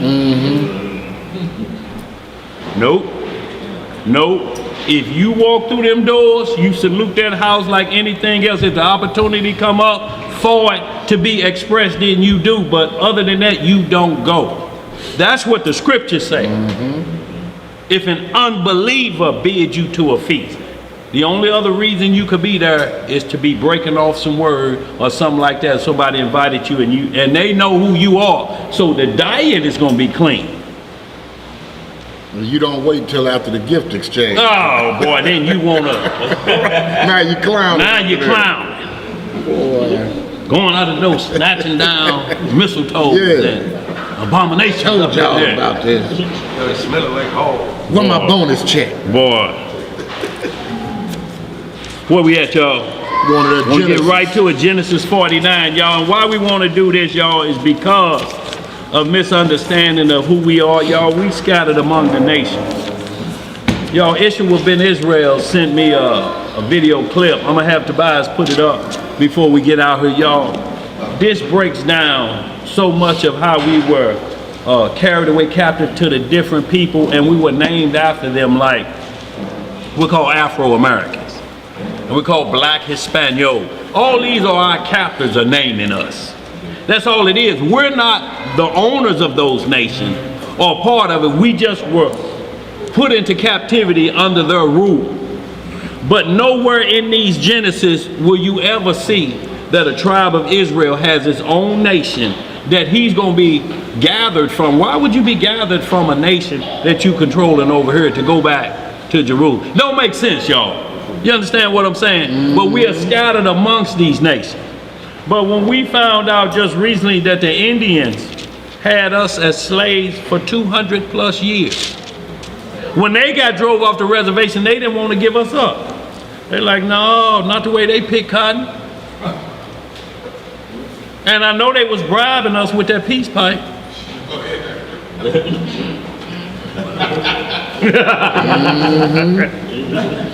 Brother Tyrone, take a hit. Yes, sir. Smoking beef pipe. Boy, smoking peace pipe, boy, look here. Won't be no work done.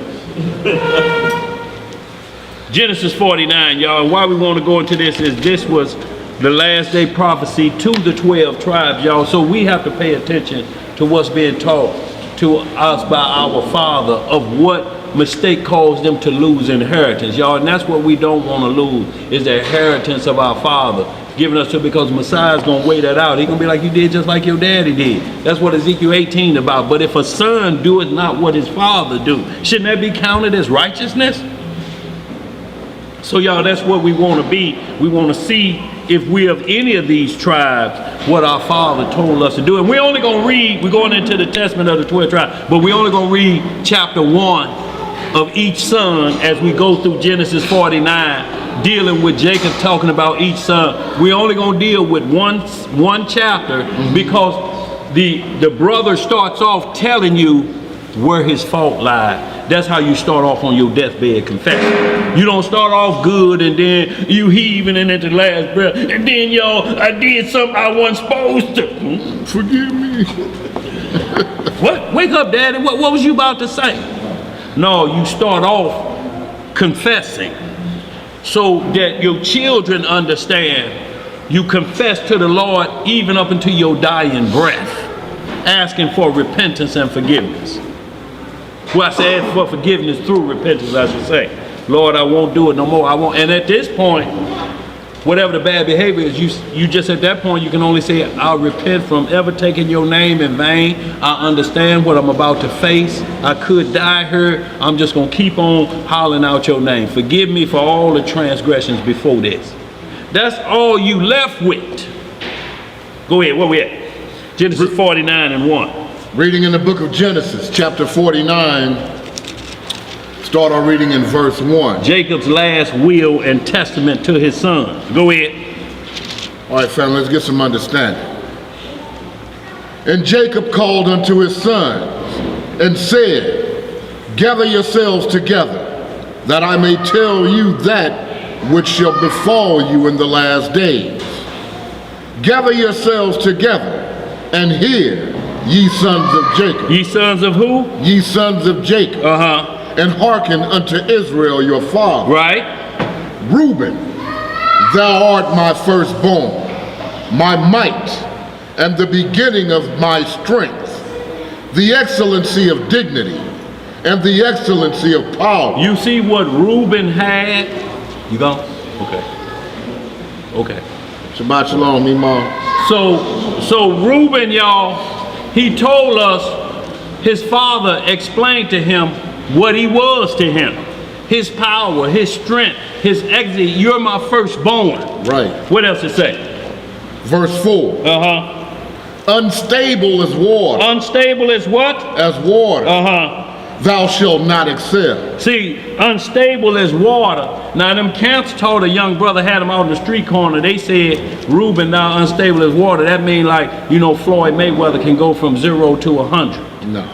Meaning that he could be in a corner like this, then all of a sudden he said, boop, boop, boop, boop, boop, boop, and you out. That's what they thought this meant. That's what they taught them this meant instead of what it actually was. Let's read the next verse. What it say? And then we get in the testament of Reuben.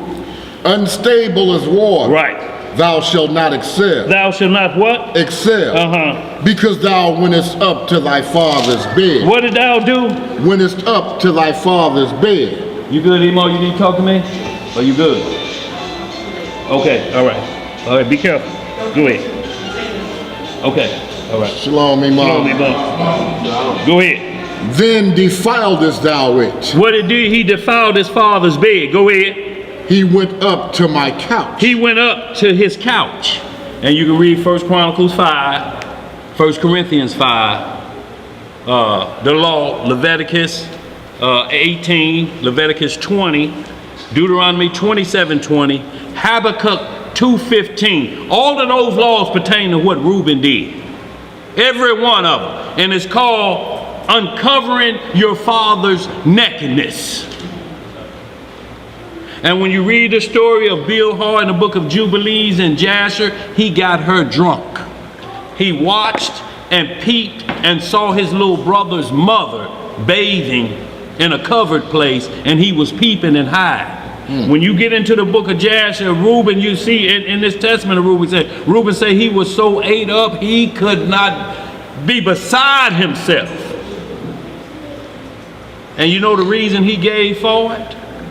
And this lets you know too about when the law say if a man have more than one wife, they got to have their own house, they got to have everything of their own.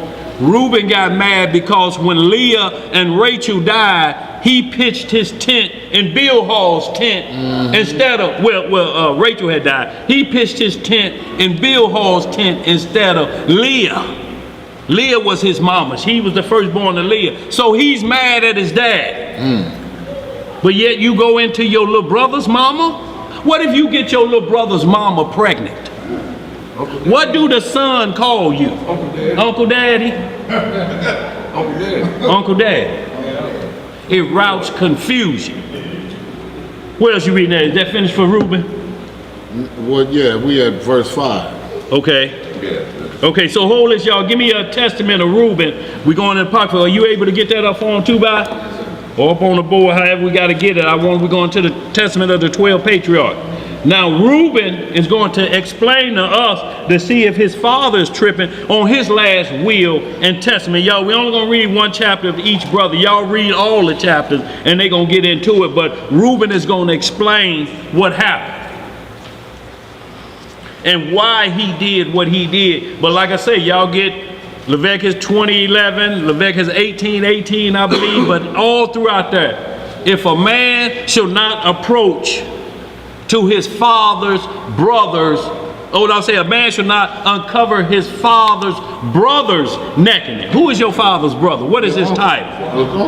And then the next verse say, thou shalt not sleep with your auntie. So when you understand the law of what uncovering nakedness means, then you can understand the script and you can't be word etymology out. What it say on Reuben? We want the first chapter in the Testament of Reuben. Yes, sir. So this is the testaments of the 12 patriarchs in the lost books. And this patriarch is the testament of Reuben. For all y'all who don't have it, y'all, it's up on the board. It's in the lost books and in the pseudepigraphy. If not, y'all, it's up on the board. Go ahead, bro. The testament of Reuben. The copy of the testament of Reuben, even the commands which he gave his sons before he died in the 125th year of his life. 2 years after the death of Joseph, his brother. When Reuben fell ill, his sons and his sons' sons were gathered together to visit him. And he said to them, my children, behold, I am dying, and go the way of my fathers. And seeing there Judah and Gad and Asher, his brethren, he said to them, raise me up, that I may tell to my brethren and to my children what things I have hidden in my heart. For behold, now at length I am passing away. So this is what's called a deathbed confession. Yep. Things I've been holding in my heart, but sit me up, y'all. So he's on his deathbed because his brothers had to lift him up and sit him up. Go ahead. Verse 5. And he arose and kissed them and said unto them, hear, my brethren, and do ye, my children. Give ear to Reuben your father in the commands which I give unto you. And behold, I call to witness against you this day the Elohim of heaven, that ye walk not in the sins of youth and fornication. Why does it keep saying the sins of youth and fornication? Yo, you got to get to a point that where you graduate from the loins below the navel and start girding the loins of your mind. Grow up. That's youthful lust. Yeah. Because things happen to a man while he's just sitting in the 8th grade class listening to the teacher. Things happen just out of the blue. You just hope you don't be called to the chalkboard. Go ahead. Wherein I was poured out and defiled the bed of my father Jacob. What did he do? Defiled the bed of his father Jacob. And I tell you that he smote me with a sore plague in my loins for 7 months. See, them cause problems down there like they're going to cause problems right now, y'all. They say STDs are coming back at a fever pitch. Literally. So he's telling you this where I was sore at. I was walking like Fred Sanford for 7 years. I'm talking about hurt down there. Go ahead. And had not my father Jacob prayed for me to the Most High would have destroyed me. For I was 30 years old when I wrought the evil thing before the Most High. And for 7 months I was sick unto death. Y'all, 7 months he's sick unto death, y'all. And y'all know ain't no hurting place more than hurting now. Hell, men can see a video of a woman looking like she finna kick a man between the legs and we cringe. Huh? Boy, you see somebody riding a bike and foot slip off the pedal, you like, dang.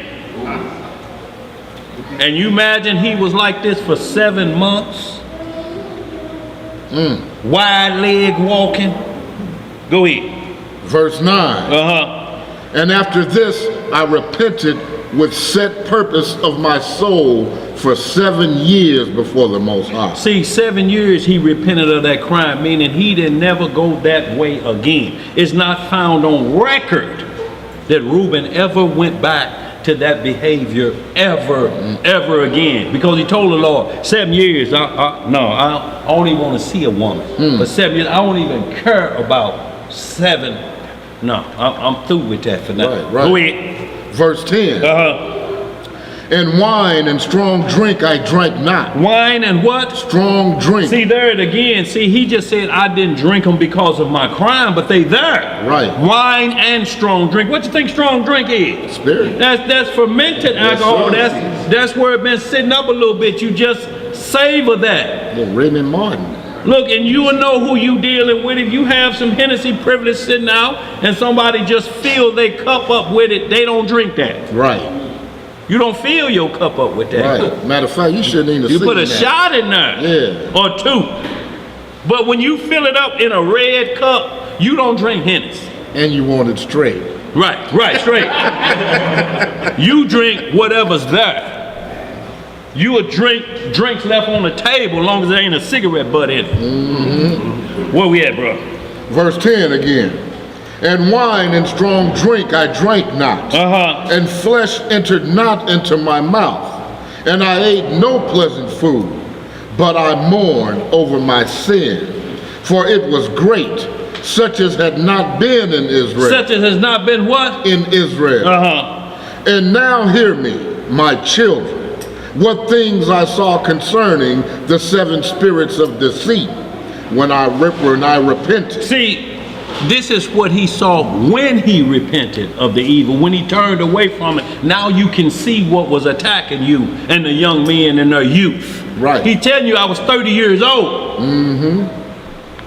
Go ahead. Verse 12. 7 spirits therefore are appointed against man, and they are the leaders in the works of youth.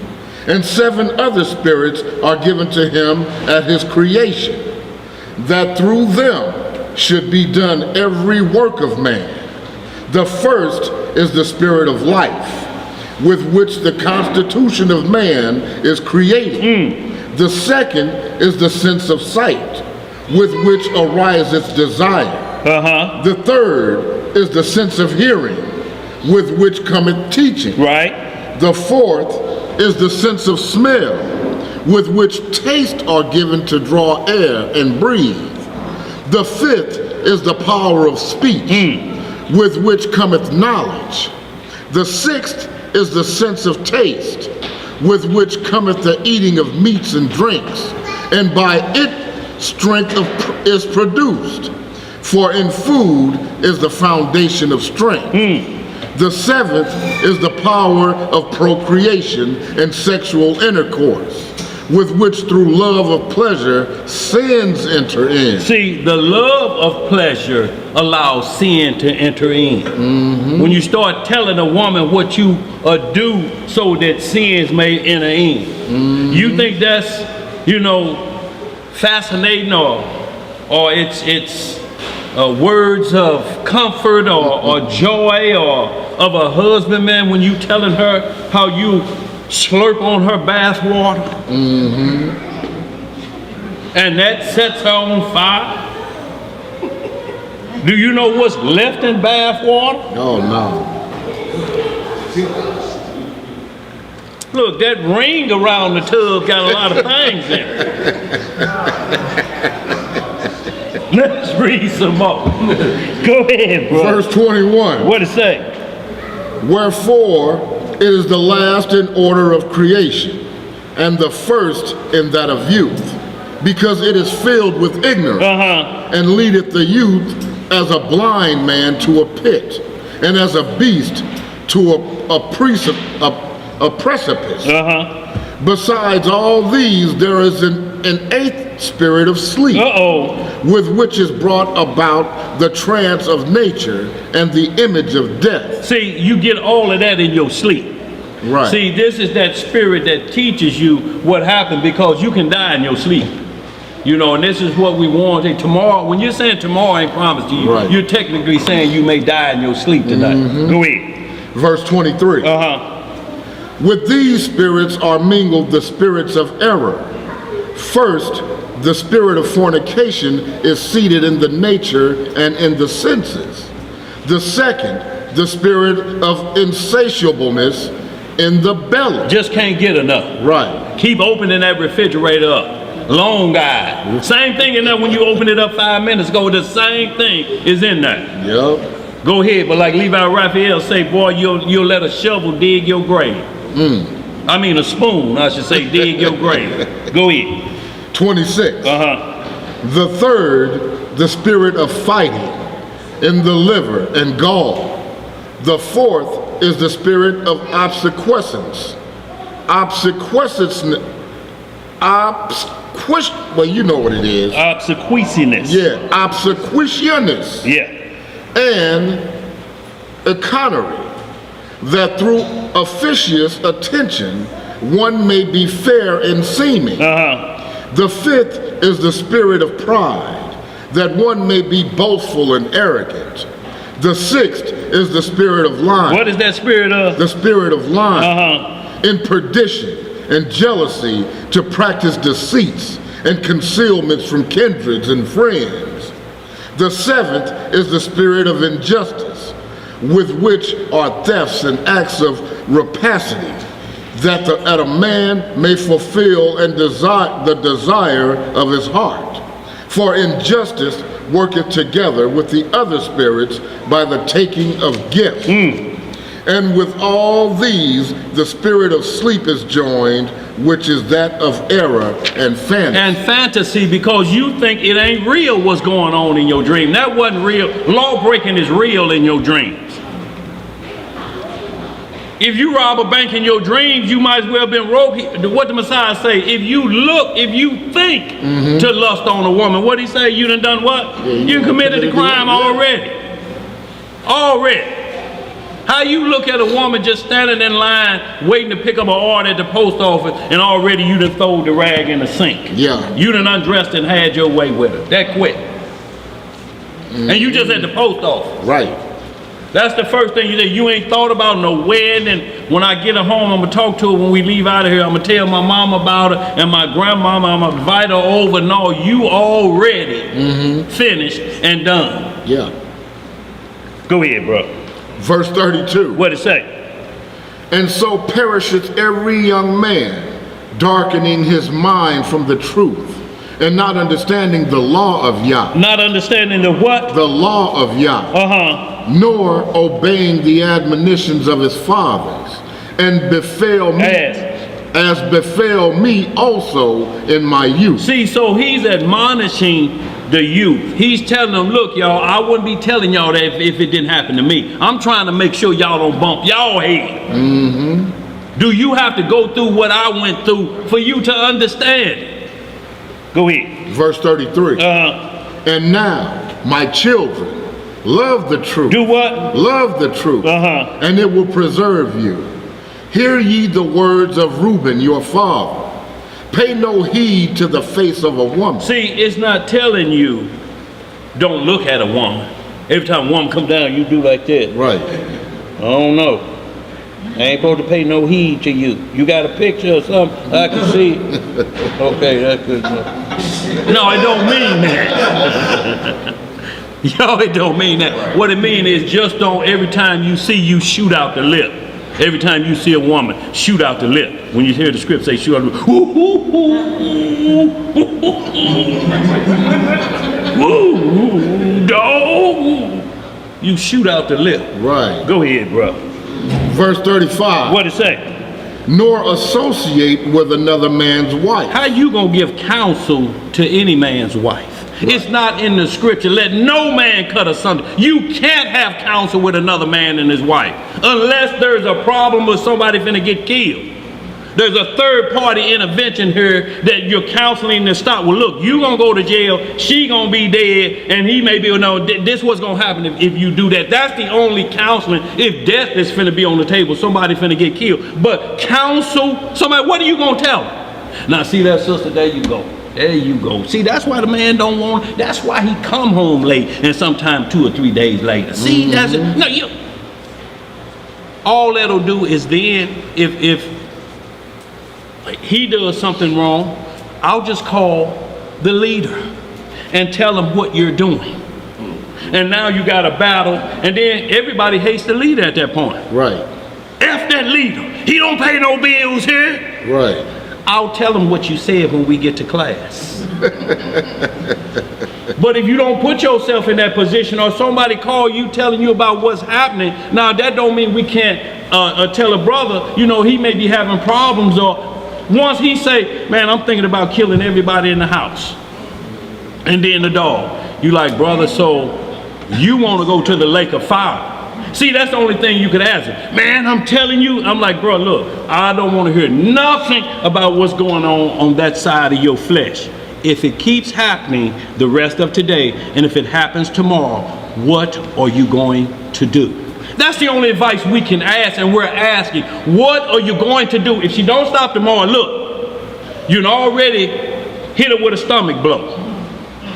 You know, and you ask me, what do you tell a woman with 2 black eyes? Nothing, because you already told her twice. Now you going to get a pistol. What's next?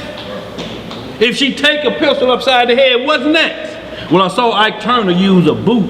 Maybe that'll straighten her out. And it continues to go. How do you counsel or advise on that? You can't. You don't stay in the middle. You don't get in the middle of that. Now, if somebody's talking about getting killed or hurt, you may have to intervene because they say you got to seek peace. But just saying, and he's just not as romantic as his webpage said. I was looking for flowers and candy, and he shows up with sunflower seeds, a blunt, and some Hennessy, a half pint, and it's just not what I was expecting. You know? What? How do you counsel that? You need to go back to the rib. You better go back to the liquor store. Boy, look here. Go ahead, bro. Finish this up. Verse 37. Yeah. For had I not seen Bilhah bathing in a covered place? A what kind of place? A covered place. How was he able to see that? It said a what kind of place? A covered place. How was he able to see? Right. Unless you peeping. Peeping Tomism ain't just started here in America. Right. What they said? Okay, go ahead. I had not fallen into this great iniquity, for my mind, taking in the thought of the woman's nakedness, suffered me not to sleep until I had wrought the abominable thing. See, and this is why when the Messiah said, as a man thinketh, so is he. If you look at a woman to lust upon her, you already committed the act. That's why he's saying, I couldn't sleep. I mean, he was looking for the cool side of the pillow. He could not go to sleep. And if y'all want to pick really up on this to get some inside details, get into the book of Jubilees, I believe it's the 20th chapter. You'll see exactly blow by blow by blow when it was over. Because I'm telling you, I can't get into that, what happened. But it was quick for Reuben. Go ahead. Verse 39. What did it say? For while Jacob our father had gone to Isaac his father, when we were in Eder, near to Ephrath and Bethlehem, Bilhah became drunk and was asleep uncovered in her chamber. See, she became what? Drunk. So she can't fight him off because she's inebriated. Right. And uncovered within her tent. Door left open. Things ain't where they supposed to be. leg out from up under the cover, just the black part of her rear end showing. Watch Yeah. out, man. Uncovered within her tent. Ooh, Go in. Boy, he was shivering at Boy, that look point. here.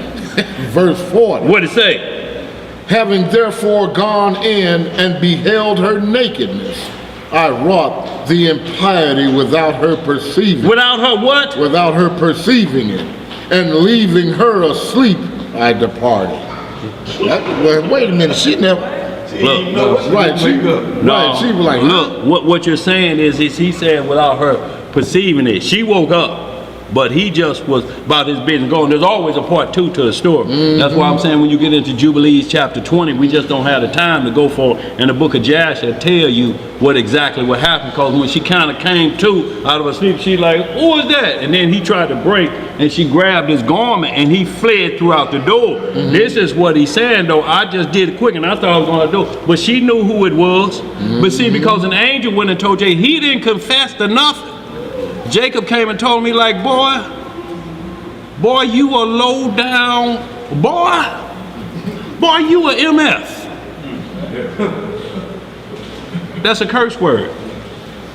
F-U-C-K is in capital letters, means for unlawful carnal knowledge.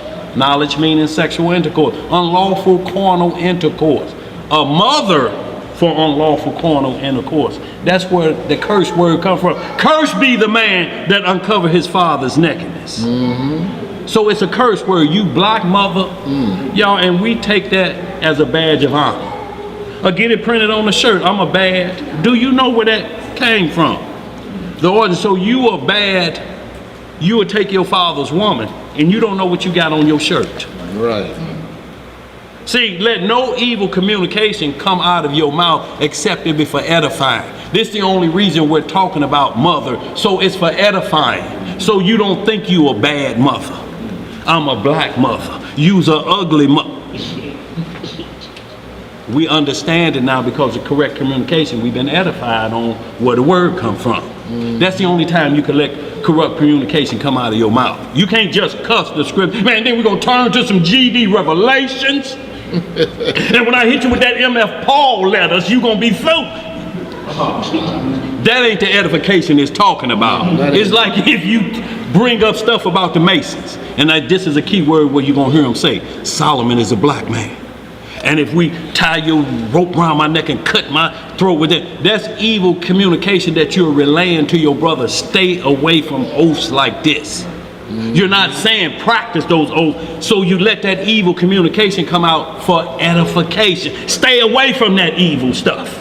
Stay away from it. It don't mean you can just cuss when you feel like it and somebody get edification. Right. No, that ain't what the script's saying. Michael didn't bring no railing accusation against Satan when he came for the body of Moses. He just said, back up, partner.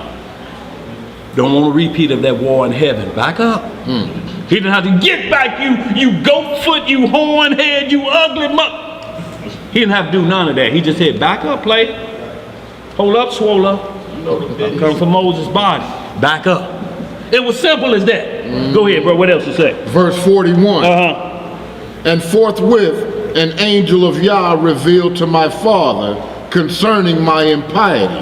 And he came and mourned over me and touched her no more. And he touched her no more. See, now this flowed on down the line because the same thing happened with King David. Because of what he did with Uriah the Hittite, his neighbor. And he was his neighbor even though he was an African. He was in David's army. He was one of his top 13 generals. So he's a stranger amongst the same laws. You can't look at Bathsheba. She belongs to Uriah the Hittite. And then Absalom, his son, did the same thing to him. Where we at? Let's get now back to verse 5 of Genesis. We're going to hit the next brother. Hopefully we can get through this. Shalom, y'all. Go ahead. Back in the book of Genesis, chapter 49 and verse 5. Simeon and Levi are brethren. Right. Instruments of cruelty are in their habitation. What's in their habitation? Instruments of cruelty are in their habitation. Right. O my soul, come not thou into their secret, unto their assembly. Mine honor, be not thou united. For in their anger they slew a man, and in their self-will they dig down a wall. So now we got the inheritance falling. Reuben just lost it. Now we got Simeon and Levi, and it's saying in their cruelty they slew a man. And we know what the man was. It was Shechem, who was slain, the Hamite, but he wanted to marry her. Give a dowry, but he had done the dirty deed first. And they like, no, you ain't going to treat a sister like a whore. Well, Jacob had already made a covenant with their fathers. Right. If y'all get circumcised and joined us, y'all good to go. And he said, not only me, I'm going to get all my whole household to do it. But Levi and Simeon said, not so. You ain't going to do our sister like that and then join us. No, they went through there, and this is what they did. They could have just went through there and slaughtered them. But what they did is they let them get circumcised. Do y'all know how terrible that is? To allow them to come into the covenant of the Most High, circumcise them, and then when you attack, they can't move. I don't know how many men have been circumcised after day 8, but it's not a pleasant thing to be circumcised, grown men, and here comes somebody come in with a sword and your legs wide open, like you getting what's them woman get a pap of one of them things. Your legs open like that because you just been circumcised, and they come in with swords. So they made a covenant. They let them make a covenant with the Most High, and they came in and killed. We can't ever do that under no circumstance. It was brutal. It was cruelty. Shechem and them was going to already get took from some stuff they did prior to Isaac. But these boys jumped the gun and shamed their dad. Right. Go ahead, where we at? Verse 7. Cursed be their anger. Cursed be what? Their anger. For it was fierce, and their wrath, for it was cruel. I will divide them in Jacob and scatter them in Israel. So he said, I'm going to divide them in Jacob and scatter them in Israel. So Levi and Simeon is scattered amongst us. You know, so could one of us be Levi? Could one of us be Simeon?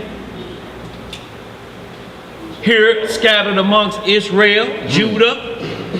So let's get right to the testament of Levi or Simeon, who's ever next. Just the first chapter, y'all. We ain't going to run through them all because I got about a good 48 minutes. And we're going to get through these brothers. Okay. I'm just going to quit all that talking. All right. Huh? Who was that laugh? Everybody. Yeah. Everybody that know you. Yo. Let's get it, bro. Chapter 1. Testament of Simeon. The copy of the words of Simeon, the things which he spake to his sons before he died. Before he did what? Before he died. In the 20th year of his life. At which time Joseph his brother died. For when Simeon was sick, his son came to visit him, and he strengthened himself, and sat up and kissed them, and said, Hearken, my children, to Simeon your father, and I will declare unto you what things I have in my heart. I was born of Jacob as my father's second son, and my mother Leah called me Simeon, because the Lord had heard her prayer. Moreover, I became strong exceedingly. I shrank from no achievement, nor was I afraid of aught, for my heart was hard, and my liver was immovable, and my bowels without compassion. So if y'all remember, we just read Reuben about the spirits of deceit. And it says that anger in the gall and liver. You know what I'm saying? And that's why when people be angry all the time, they always bend over. Witches, wicked witches, are always walking bent over. Because everything goes from the gut right here. 70% of your immune system is in the gut. So when that's infected or upset, it makes you double over. And that's why when people be mad, they just start rocking. They just, oh, and you say you get sick to your stomach. When you tell somebody you make me sick, where you think that is, up here or in the stomach? It's in the stomach, because when you get sick, you go on forced fasting. When you're angry, you can't eat. That's why we can't be fighting and debating at feast days, because you can't eat. How you gonna be angry at the Passover? Man, I can't even enjoy myself now, man. I want to eat my lamb. I can take it on. No, you can't take your lamb. Oh, ain't this a female dog? Can't stand it at the Passover. Shalom, go ahead. verse 6. What it say? Because valor also has been given from the Most High to men in soul and body. For in the time of my youth, I was jealous in many things of Joseph. Who was he jealous of? Joseph. Sibling rivalry. Many jealousies of his brother, because his father loved Joseph in his old age. It was the son he had in his old age. Made him the coat of many colors. Right.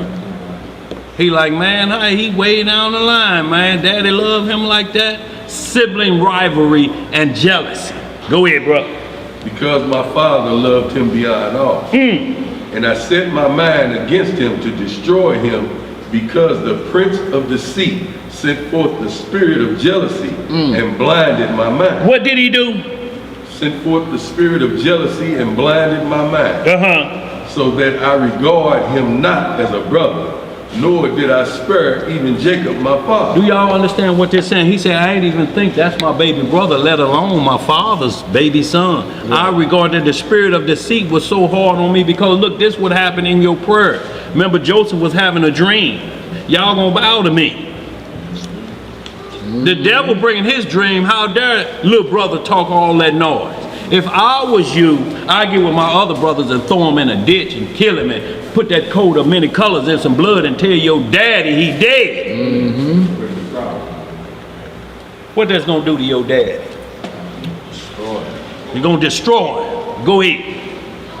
But his God and the God of his father sent forth his angel and delivered him out of my hand. For when I went to Shechem to bring ointment for the flocks, and Reuben to Dothan, where were our necessary for all our stores, Judah my brother sold him to the Ishmaelites. And when Reuben heard these things, he was grieved, for he wished to restore him to his father. And when you get to the book of Jasher, you're going to see it was Reuben who was trying to talk him out of not selling Joseph and saying he was killed, because Reuben said, look, man, I've already done enough to dad. I done cleared my record, man. This a killer. So Reuben was trying to talk him out of it, but them other 10 was saying, well, you going to be bowing too. Don't you know that? You done heard his prayer, daddy's favorite. Go ahead, bro. But on hearing this, I was exceedingly wroth against Judah, in that he let him go away alive. And for 5 months I continued wrathfully against him. But the Elohim restrained me and withheld from me the power of my hand. For my right hand was half withered for 7 days. See, the Most High got a way to fix you real quick when wrath is getting like that. He fix your trigger finger, or your arrow finger, or whatever that finger is that you need for war, your instrument of cruelty. It's like you get gout or something in this hand. If you ain't practiced on the stool with this hand, it's gonna be problems. It's gonna be a mess. You ain't no need buying no bleach, cause ain't no bleach on the planet gonna remove them stains from trying to wipe with a hand that you ain't practiced with. Best way I can put it, y'all, so y'all can understand. So when the good hand withered up, you know what this is from, just like Pharaoh when he was touching that Sarah. It's that hand twisted up like this. And you like, this got to be from the Lord. I'm not having a stroke. I better quit that behavior, and the hand just stretches back out. See, this ain't got nothing to do. We just read about Reuben with all the spirit. When you get new doctrine coming in talking about it's your melanin and the melanin count and all this ain't got nothing to do with your chemical makeup, but disobedience of the Most High's word. It don't care how much melanin you got in you. Them Africans as black as this tablecloth. Should nothing affect them, should it? But can they outrun us? Can they outsing us? Can they outdance us? Can they outbuild us? It ain't about melanin. It's about obedience. Whether the skin is lily white or blue black, it's about obedience. Ain't got nothing to do with all them other chemical makeup. That's just to try to convince you to restructure your DNA. Yo, this is coming, restructuring of DNA is coming a whole bunch of different ways. Let's think about this. We talking about the root bearing or the seed bearing herb. The Genesis 1:29. What is sea moss and seaweed? Are they herbs grown on the earth? Can you use them for healing? Because they are being done for healing. Seaweed grows in the sea. It said herbs upon the earth. Sea moss grows where? I ain't checked it a whole lot. Where it grow? But we say it's good for what? What does the record say? See, this is why we have to be extra careful with obedience. If you denounce that and then bring that into the fold, what you doing? Huh? Let's read some more. And I knew my children. And I just said that, not to cut you off, Zed, just so we do some more study on it and see where exactly if it's seed-bearing herb, right? Because that's on a lot of lists of diet and helps with this disease or help with this disease. So does mushrooms. But mushrooms is a fungus. It ain't got no seed-bearing herb. It's a fungus. It grows in moisture and mold. It's a fungus. Then people say, well, what about portobello? They just like meat. Well, they say frog legs taste like chicken. But it ain't no chicken. It ain't no chicken, no, is it? Let's read some more. And I knew, my children, that because of Joseph, this had befallen me. And I repented and wept. What did I do? Repented and wept. And I besought the Elohim Yahweh that my hand might be restored and that I might hold aloft from all pollution and envy and from all folly. You see what he had to repent from? Aloofness, all folly, for my hand to stretch back out. That's called repentance. I had to turn away from that. And that means up here, before the Most High let his hand loose, it had to turn up here. He can let his mouth say anything. I swear, I'll make him a coat of colors, Lord. I give him my coat. That's lip service. When you stop thinking about it up here, the Most High will release your hand. Go eat. For I knew that I had devised an evil thing before the Elohim and Jacob my father. You see that? Devise an evil thing. Where you devise evil things at? Yeah, man. Boy, you hear a song coming? Okay, go ahead. On account of Joseph my brother, in that I envy him. And now my children, hearken unto me and beware of the spirit of deceit and envy. For envy ruleth over the whole mind of a man, and suffereth him neither to eat nor drink, nor to do any good thing, but it ever suggested to him to destroy him that he envied. And so long as he that is envied flourisheth, he that envieth fadeth away.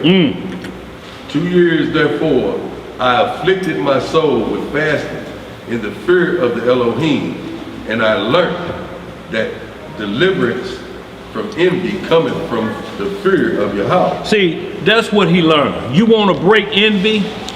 You can't stand while the Lord dealing with somebody else. You want to break that? You have to ask the Most High to break that spirit from you. These are strongholds, y'all.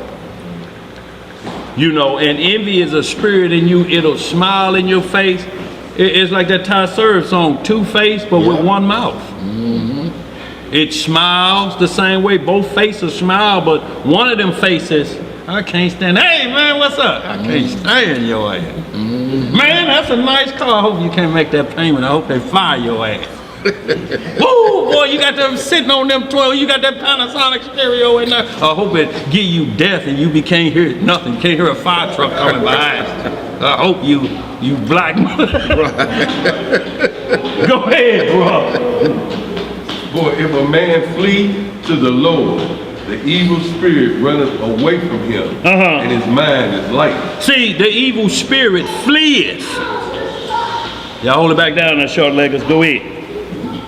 And henceforward he sympathizes with him whom he envied, and forgiveth those who are hostile to him, and so ceaseth from his envy. See, and so ceaseth from his envy.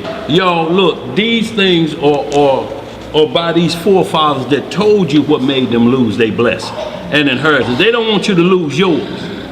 Get that envy out of you. You have to against your brother too. These are blood brothers. This in the same house. Can you imagine somebody outside the house?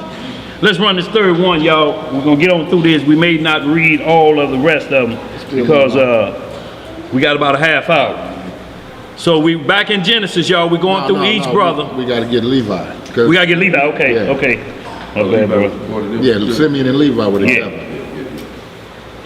Levi, the third Is that son. up on the board? Yeah, you got boy Zeb, you're ahead of things. That's me, ain't it? Go ahead, bro. Levi, the third son of Jacob and Leah, a mystic and dreamer of dreams, a prophet. A copy of the words of Levi, the things which he ordained unto his sons, according to all that they should do, and what things should befall them until the day of judgment. He was sound in health when he called them to him, for it had been revealed to him that he should die. And when they were gathered together, he said to them, I, Levi, was born in Haran, and I came with my father to Shechem. See, so Levi said he wasn't even on his deathbed, but he was told by the Most High, I'm gonna take you on away from here early in the game. See, this why when you know, you have to always edify. If the Most High speak to you, you have to go ask the Most High. If you don't understand the language, what did you say to me? Because you know what he could be saying? Get that favorite suit out. They're gonna dress you in it at Austin Lane in about a week. Them gonna be your funeral clothes. And you like, oh, that at least you get time to get your affairs in order. Right. So you just don't get a chance. A lot of times, Most High speak to you to warn you of impending danger. I'm bringing you home, and that's your goal anyway, ain't it? To come be with me, right? You ain't fussing about that issue, huh? It's you. Go ahead, bro.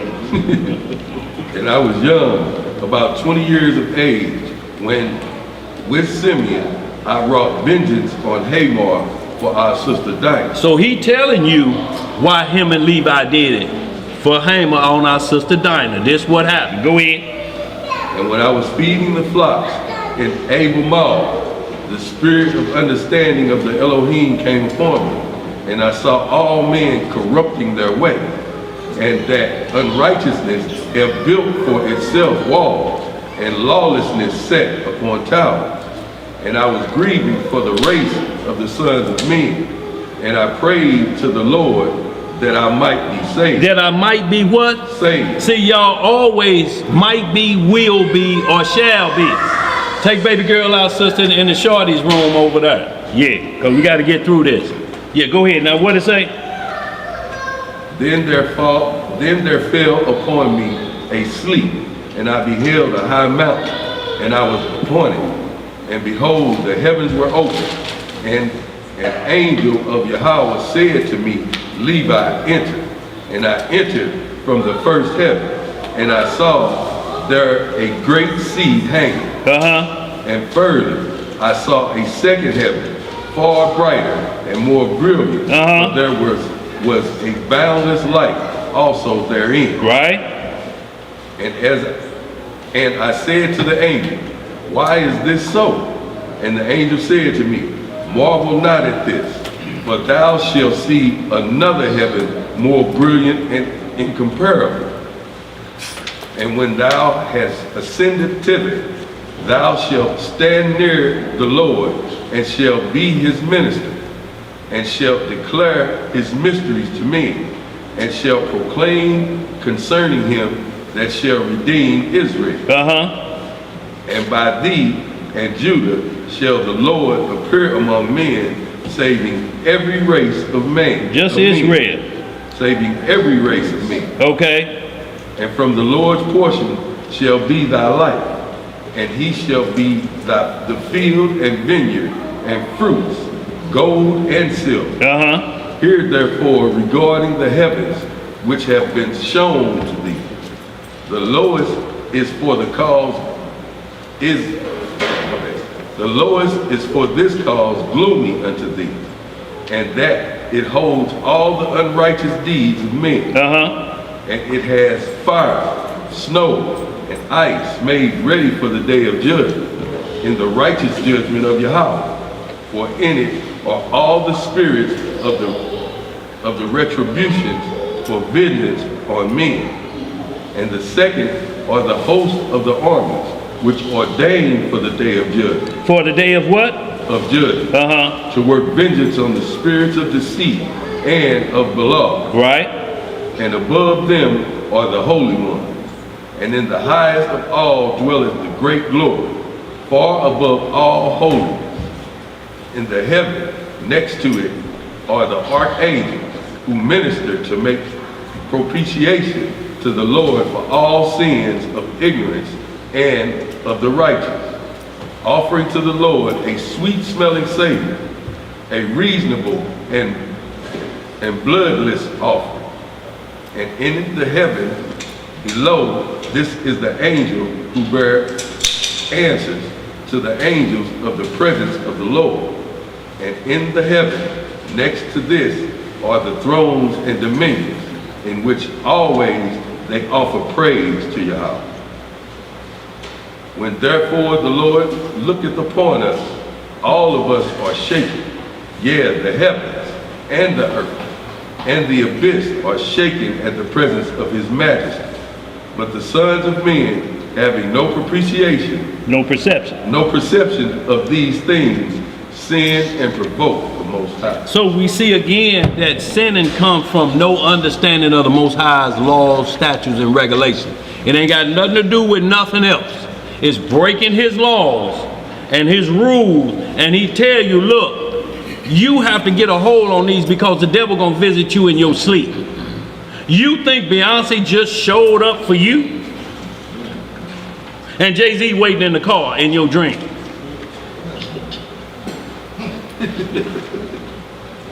So wish he heard me. Right. Let's get to the next brother. So we're going back to Genesis chapter 49, and we're going to be at verse 9. And you see that three brothers done lost the birthright, the inheritance of the scepter of Israel, the power and majesty of that covenant. Go ahead. And all so far, y'all, it's all been about youthful lust, ain't it? Yep. If youthful lust start running the church, so to speak, it's going to be problem. It's childish behavior in charge. Go ahead, brother. The book of Genesis chapter 49 and verse 9. Well, verse 8. Judah, thou art he whom thy brethren shall praise. Right. Thy hand shall be in the neck of thine enemy. Right. Thy father's children shall bow down before thee. Judah is a lion's whelp. From the prey, my son, thou art gone up. He stooped down, he couched as a lion, and as an old lion, who shall rouse him up? The scepter shall not depart from Judah, nor a lawgiver from between his feet, until Shiloh come. Until who come? Until Shiloh come. And that's Messiah. Go ahead. And unto him shall the gathering of the people be. Right. Binding his foal unto the vine, and his ass's colt unto the choice vine.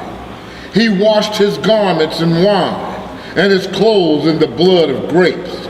His eyes shall be red with wine. With what? With wine. That's blessed wine then. Yes, yeah. Welch's grape juice, what the Pentecostals say. Yeah. Oh, okay. Go ahead. But it ain't. Go ahead. And his teeth white with milk. Hold right there. So let's get just the first chapter of Jacob, because it said his neck should be in the hand of his enemies. So we know Judah went wholly into captivity, because Jeremiah said the whole tribe of Judah went into captivity. And Judah had the yoke of iron around his neck. If y'all ever understand y'all try to sleep with a yoke of iron around y'all neck. And when they put that around your neck, you can't just get it off or unscrew the screws, because they tap it with them unremovable, what do you call them? Not studs, like a rivet. Like rivets, absolutely. And you can't get it out. And guess what? The dogs are trained to hear the ping. If you try to hit it, somebody try to get it off your neck, that ping, the hound dogs start barking. They like, we hear where the runaways at. And they send it, and they come over there listening for that ping noise. Ping, ping, trying to get that yoke of iron off your neck. I'm thinking about like 4 things come out 6 inches and then go up 8 inches, and it's around your head like this. How you gonna get comfortable? You got to sleep up like this the whole time. You got to sit up like this. When are you gonna have a good night to sleep? But Judah got the scepter, and our brothers should look up to you. That's why out of all the other nations, they really look up to the so-called American black in all competition and what goes on. It all comes from Judah that's in the belly of the beast, so to speak. The majority of Judah, I should say, that's in the belly of the beast in this nation right now. You have another tribe that may be Gad, like you got a Usain Bolt over there coming out of Jamaica that'll outrun some of these Judites here. But that may be in their lineage. But they brothers, everything they get, they don't get it till they get to America. You know, they wearing Tupac shirts over in Israel, you know, or things like that. And I'm just saying from that perspective of Judah, the American so-called black, all the other tribes look up to. Let's get some more. We're in the Testament of Judah, chapter 1 and verse 1. How many verses is that? Because we ain't going to do the whole thing if it's more than 15. It's 54. 54? Well, no, we just going to get the first 10 or 15. Yeah, that's Judah, of course. Yeah. That's 54. Judah go into a lot of things, y'all. So we'll run the first 10? Yeah, and y'all read all of that for your own reading. All right, let's get some understanding, family.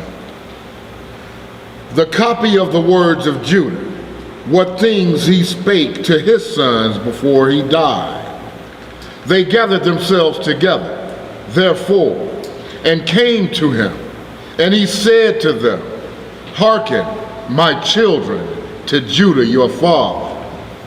I was the 4th son born of my father Jacob, and Leah my mother named me Judah, saying, I give thanks to the Most High, because he hath given me a 4th son also. I was swift in my youth. I was what? Swift in my youth, and obedient to my father in everything. And I honored my mother and my mother's sister. And it came to pass, when I became a man, that my father blessed me, saying, Thou shalt be a king, prospering in all things. And the Most High showed me favor in all my works, both in the field and in the house. I know that I raised a hind. What is a hind? It's a deer. Go ahead. And caught it, and prepared the meat for my father, and he did eat. And the roes I used to master in the chase, and overtake all that was in the plain. Well, we're talking about Judah saying he's so fast he could grab a deer. That's how swift he was. Catch it and then bring it home. That was his hunt. He didn't have to use no bow and arrow. He would run it down, grab it in a headlock and say, oh yeah, you dinner tonight. Go ahead, what else Judah could do? Verse 10, a wild mare I overtook, and caught it, and tamed it. He say a wild mare, a horse, he overtook and tamed it. So how does America look to see, or nations look to see who got Judah? Ben Johnson raced a horse in a quarter furlong. Michael Johnson raced a horse in a quarter furlong. Jesse Owens raced a horse in a quarter furlong, and all of them beat him in that amount of time. And just that stretch of running, the burst, the speed, is why the 100-yard dash is the #1 sport on planet Earth to determine the prowess or greatness of any individual. It's the 100-yard dash. And y'all won't understand what I'm saying until you watch that golf cart that's driving on the side of them and filming them running. They're running 35 and 40 miles an hour. A human being running that fast. How do you run 110 yards in less than 9 seconds? Go ahead, back there, Tom. You talking about the guy that stood on one, I was gonna say that too. The guy that stood on one end of the football field, threw the football and ran all the way down to And caught it. And I'm talking about he was a big, he wasn't no skinny, nothing. Y'all won't understand this too. Do this too. Bo Jackson runs up a wall. Because we just read his wall. Watch Bo Jackson runs up a wall in the playoffs. He played for Kansas City. Or just Google, Bo Jackson runs up a wall. And what you will see Bo Jackson do, you're going to say, that's not humanly possible what he just did. I'm talking about ran up and caught the ball and ran back down the wall. He beat out an infield ground ball. I'm talking about hit right to the shortstop, and you know how they be trying to get pretty? Bo was already past the bag. Only a few that beat in ground inside the field to first base. Y'all look up Bo Jackson. This was one of the first two sports athletes that was so strong and powerful that the only thing they could say is God-given. It's a God-given gift. You can't train that. There's no books we can write of how to run up a wall and come back down. What do we write what Barry Sanders was doing? Now, the quarterback will hand you the ball. You shift your hips to the right, and the defender should fly by. Then you shift them hips back to the left. You jimmy your feet just a bit, and you take off this way. When they go, then you shoot back this way. And that ought to score a touchdown. You can give that to anybody on the planet. They'll be looking at you. Who gonna do this? You can't teach that, right? You can't teach that what's happening. You couldn't teach what Deion Sanders was doing. A 4.240. But y'all understand that? 4.2 seconds, he could run in 40 yards. And not only that, he could do it backwards. Let's read some more. That's it, we at Zebulon. We at Zebulon? Mm-hmm. Okay. Yeah, we may make this 15 minutes. People don't be asking no questions. Go ahead. Oh, it's the question. Yeah. Verse 13. Hold your questions to the end of class, will you? Zebulon shall dwell at the haven of the sea, and he shall be for an haven of ships, and his border shall be unto Zidon. So grab Zebulon real quick. Got Zebulon. Yes, sir. Chapter 1 and verse 1. The copy of the words of Zebulun, which he enjoined on his sons before he died in the 114th year of his life, 2 years after the death of Joseph. And he said to them, hearken to me, ye sons of Zebulun. Attend to the words of your father. I, Zebulun, was born a good gift to my parents. For when I was born, my father was increased very exceedingly, both in flocks and herds. When with the straight rods he had his portion. I am not conscious that I have sinned all my days, saved in thought. No, it just said had eyes part. It's just different right here, but we're going to get back to him. Right. But you see, he says father increased when he striped the land. And this is talking about when Joseph was living with Laban, and he did what's called spiritual cloning.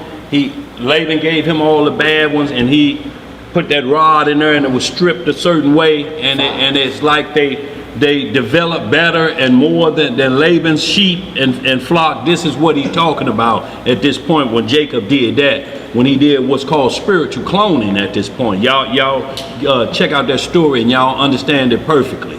All the spotted and the bad limp ones, Laban took all the good ones and gave them for Jacob. But Jacob's land, after that first one, all of them prospered and were fatter and fairer than Laban's. But Laban didn't care because he was like, look, long as mine is cool, and then he took Jacob's. Oh, Laban was a piece of work, y'all, but it's all because Jacob tricked Esau. The Most High ain't no respecter of persons. He got tricked himself for 20 years. Go ahead, brother. You know, this is 37 too. You want to do No, this? we're going to do 10. Okay. Yes, sir. Verse 6. Nor yet do I remember that I have done any iniquity, except the sin of ignorance which I committed against Joseph. For I covenanted with my brethren not to tell my father what had been done. See, and that's what he said, I sinned up here, but just somebody saying, we saw Zebulon doing this, probably you couldn't find that. But he said, what I did up here, because I conspired with my brothers. I'm in on it too. I ain't got to say nothing or do nothing. I'm in on it. I just give a nod. But he conspired up here with it. Go ahead, bro. Verse 7. But I wept in secret many days on account of Joseph, for I feared my brethren, because they had all agreed that if anyone should declare the secret, he should be slain. So y'all see why he did like this? Okay. All right, I got you. I got you. Now this is brother on brother. This enemies of our own household. Because daddy like the baby boy. Let's read some more. Verse 8. But when they wished to kill him, I adjured them much with tears not to be guilty of this sin. For Simeon and Gad came against Joseph to kill him. And he said unto them with tears, Pity me, my brethren. Have mercy upon the bowels of Jacob, our father. Lay not upon me your hands to shed innocent blood, for I have not sinned against you. And if indeed I have sinned, with chastening chastise me, my brethren, but lay not upon me your hand, for the sake of Jacob, our father. So y'all go ahead and finish the rest of that, but you see Simeon is involved with this again. Who said what? Who said they ain't with it? Who was that? Zebulon. Boy, you better get in line and say he wept much for this. Now this you doing it to your own brothers. Y'all, this is why we have to be careful not to abhor an Edomite, because we did this first before we got in the hands of the Edomite. We did this before we got in the hands of the Hamites. Right. Did this to our own baby brother. Yeah. Let's read some more. Where we at? We're back in the book of Genesis chapter 49, and we're in verse 14. Right. And it reads, Issachar is a strong ass couching down between two burdens. And he saw that rest was good, and the land that it was pleasant, and bowed his shoulder to bear, and became a servant unto tribute. Okay, so we go see a lot of them, you'll see them camps on them charts and things saying Issachar is the Mexican because he's bowing to two burdens. And then what they show you what the bowing to two burdens is what's that coffee dude? Oh, Dana. One out there. They'll show him with 2 sacks of beans on a mule and say this what this is talking about. This is the burden. But when you get into the testament of Issachar, I'm only going to tell y'all a bit because we're only going to read the first 10 verses. But when Issachar get in there, Issachar said, I was with one woman my whole life. And he said, and I was the burden for hire. Because my mama hired Leah for those mandrakes so that I could be born. I'm the hire. That's what it's talking about.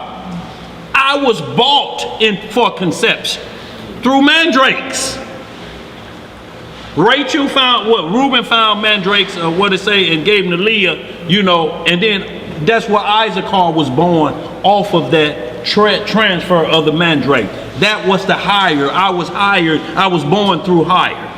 And my mama and Leah and Rachel was at it non-stop. That's why I didn't go out of line in these things, because of the fighting I saw, the infighting of my mother and my auntie, so to speak. Go ahead, where we at? Back in the lost books, the Testament of Issachar. Yes, sir. Chapter 1 and verse 1. The copy of the words of Issachar. For he called his sons and said to them, Hearken, my children, to Issachar your father. Give ear to the words of him who is beloved of the Most High. I was born the 5th son to Jacob, by way of hire for the mandrakes. For Reuben my brother brought in mandrakes from the field. And we talking about, boy, go ahead. And Rachel met him and took them. What she do? She met him and took them. Give me them, boy. Yeah. Boy, I'm your mama. Give me them. And see, what was mandrake found at? It was in the field. In the field. It was a field of it. What else is in the field? No, go ahead. Yeah, We're going about our business, man. Go ahead, bro. Verse 5. And Reuben wept, and at his voice Leah, my mother, came forth. Now these mandrakes were sweet-smelling apples, which were produced in the land of Haran, below a ravine of water. And Rachel said, I will not give them to thee, but they shall be to me instead of children. For the Most High hath despised me, and I have not borne children to Jacob. Now there were 2 apples, and Leah said to Rachel, let it suffice thee that thou hast taken my husband. Wilt thou take thee also? And Rachel said to her, thou shalt have Jacob this night for the mandrakes of thy son. That's 10. And see, yeah, that's 10. Now, when you go down further in that, she basically chastised Leah. She said, hold up, heifer. Remember, you were replaced by me. I should have been in the bed with Jacob on the first time. Let's not get this straight. That wasn't your husband. That was mine. Said in the next couple of verses. In the next couple of verses it said, we're going to read the next couple of verses. I just want to see what she had to straighten Leah out. Don't get it twisted. Verse 11. And Leah said to her, Jacob is mine, for I am the wife of his youth. But Rachel said, boast not, and vaunt not thyself, for he espoused me before thee, and for my sake he served our father 14 years. See, so she straightened that right out, didn't she? Yeah. She like, no, he ain't worked 14 years for you. Let's get this straight. You were slipped in on him. Right. And guess what was going on when you get in the book of Jasher? That feast that they were having before that. They told Jake, keep drinking up, boy, keep drinking up. And they hurried up and extinguished the lights. Now they're twins. They're like, I may be pronouncing them, Solange and Beyonce. Yeah, Solange. Beyonce have the sparkly eyes. Solange, Solange, have the more weaker eyes, so to speak. But when you get in the book of Jasher, it say both their forms were beautiful. But it's just one is more appealing, the eyes pop at you. You know, and that's what grabbed Jacob's attention. Leah was bad now, but she didn't look like that. And when people read she was tender-eyed, see that they say she had the Biggie Smalls eye. You know, like she can look right here and see who coming through the front door. That ain't what that meant. I don't think that's what that meant. See, I know it didn't mean that, but that's what they say. Tender-eyed, or she was cross-eyed, like this, you know.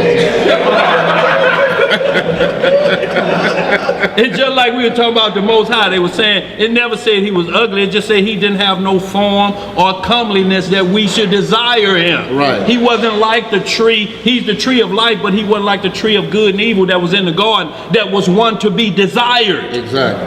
And he had the form, and he had all that breath on. That's what shook Eve. So he was saying, no, he ain't gonna come like that. It didn't say the Most High was ugly.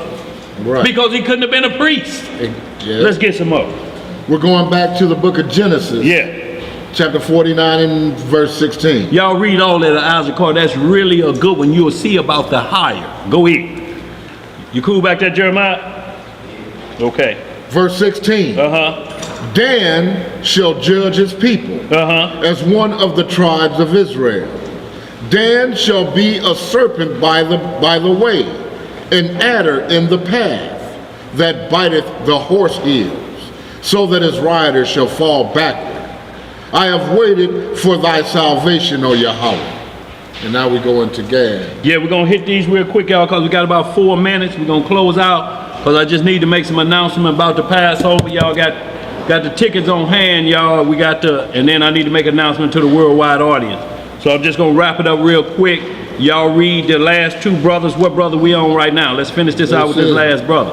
Gad, but Dan is next here. Dan, go ahead with Dan in the Testament. Dan did a lot of evil things. That's why he wasn't part of the 144,000.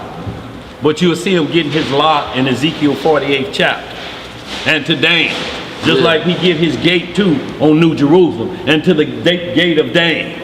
And you see the same thing in Ezekiel 48. But being a part of the 144,000, these were pure undefiled virgins, so to speak, male virgins that had never tasted another doctrine. Dan was ate up in witchcraft. in the study of Belial. Whatever Dan did, his tribes couldn't be part of the 144,000, but it did not take him out of the inheritance of the promised land. Let's get that real quick. And y'all read the last two, y'all.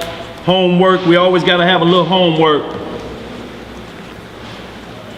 of this last will and testament of the Father so that we don't get shook about what it is. And Tubai, if you can, put that link up there about the Indians so we gonna see clearly.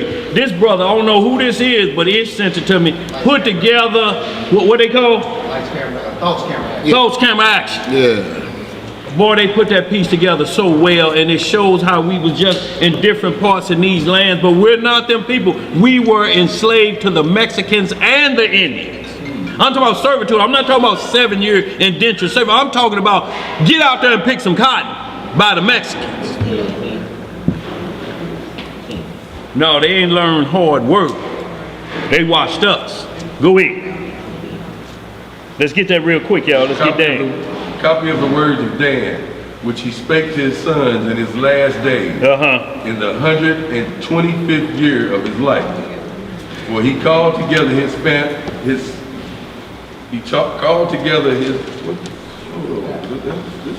Where you at? Before he called together his family and said, Hearken to my words. Sons of Dan. This on here it say he called together his family. Oh. He called together his family and said, hearken to my words, ye son of Dan, and give heed to the words of your father. I have proved in my heart and in my whole life that truth with just dealings is good and well pleasing to Yahweh, and that lying and anger are evil. What is lying and anger? Evil. Because they teach man all wickedness. Lying and evil teach men every wickedness on the planet. Them two together? Boy, look here, go eat. I confess therefore this day to you, my children, that in my heart I resolve on the death of Joseph, my brother, the true and good man.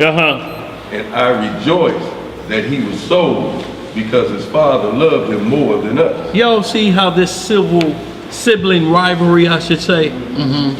Because the parent loved one of the children more than the other, and you got the birthright? You mad about the birthright because of coat of colors? Let's read some more. Boy, go ahead. For the spirit of jealousy and vainglory said to me, thou thyself art his son. And one of the spirits of Belial stirred me up, saying, take this sword, and with it slay. See, that's what the spirit of Belial, that's why y'all, you can't go to sleep angry. When it says don't let the sun go down on your anger, it means that because you're not going to eat dinner.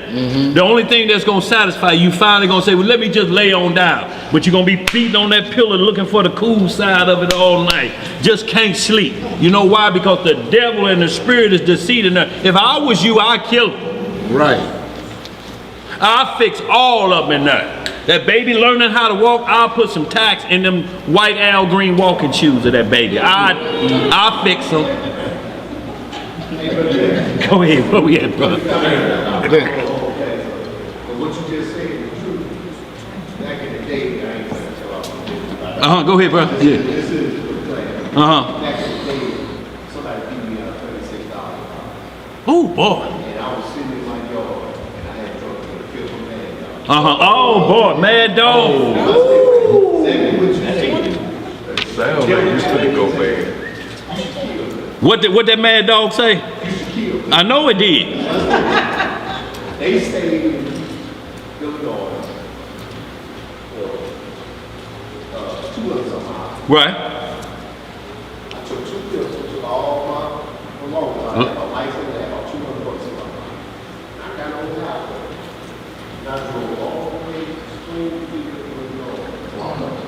Boy, roll. The spirit of anger, drive faster. You gotta be careful. Yeah. What you did. Boy, If I would have drunk that dog would never. never would have came in there. That's what we're talking about, the spirit of sin. When that mad dog get on you, boy, the Humane Society can't do nothing with it. Look, that mad dog got on me, y'all. I couldn't drink. I couldn't smell nothing red. I don't care. You can tell me, man, this is some Dom Perignon, 1862, the finest red wine on planet Earth. It's worth about $1,500. When I smell like mad dog to me. But I'm always saying this, but one of the things is, what that means is, money don't make it. Yeah. I'm a true ball. Right. Because if you like that same thing, another money, Yeah. it wasn't has to do with this. Somebody took something. Yes, sir. And I don't want to do. You weren't going to let it go down like that.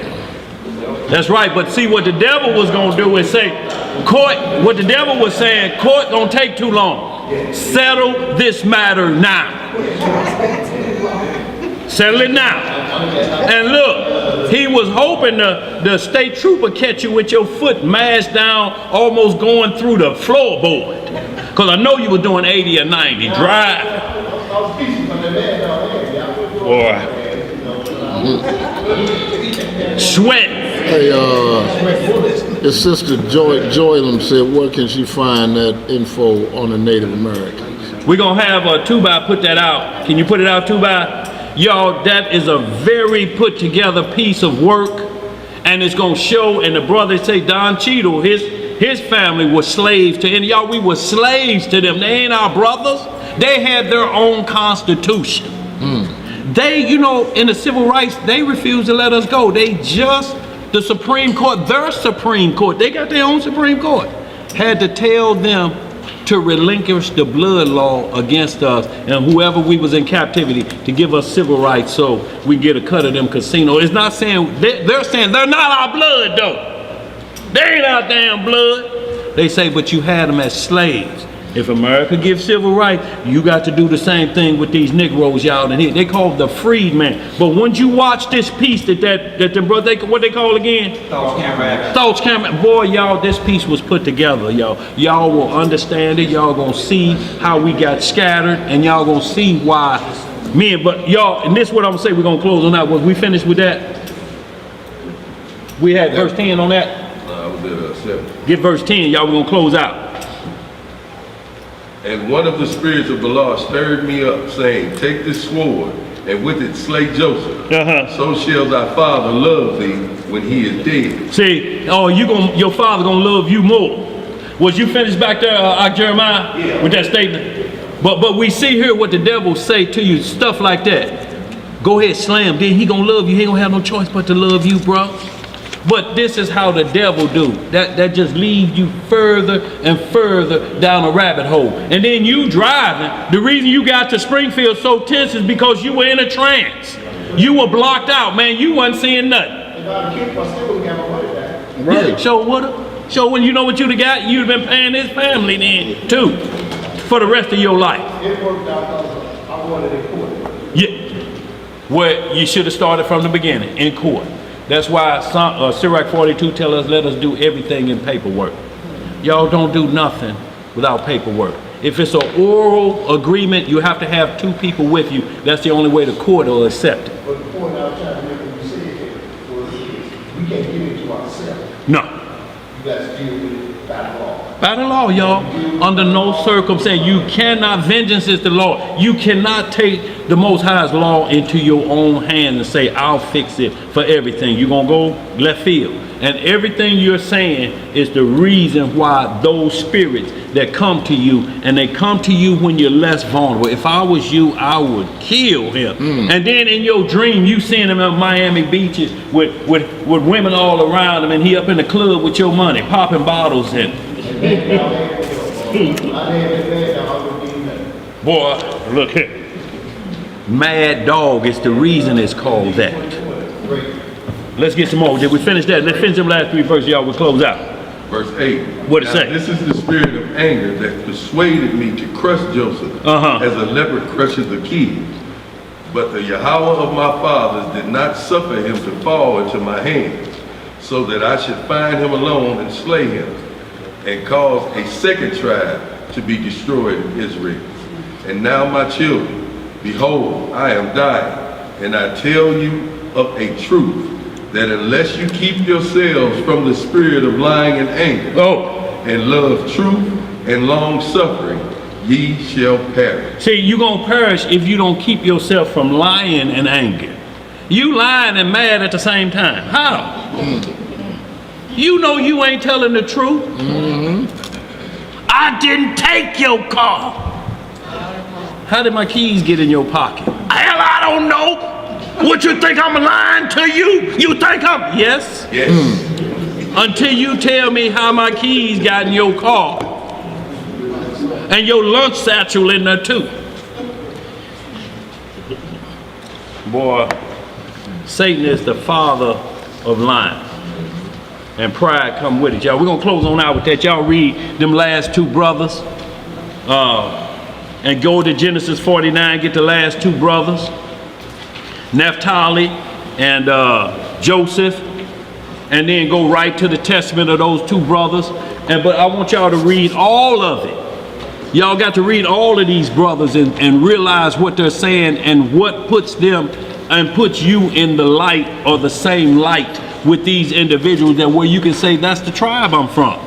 But you can't do it no other way, because the world is this the only way they doing. That's why they have the Olympics.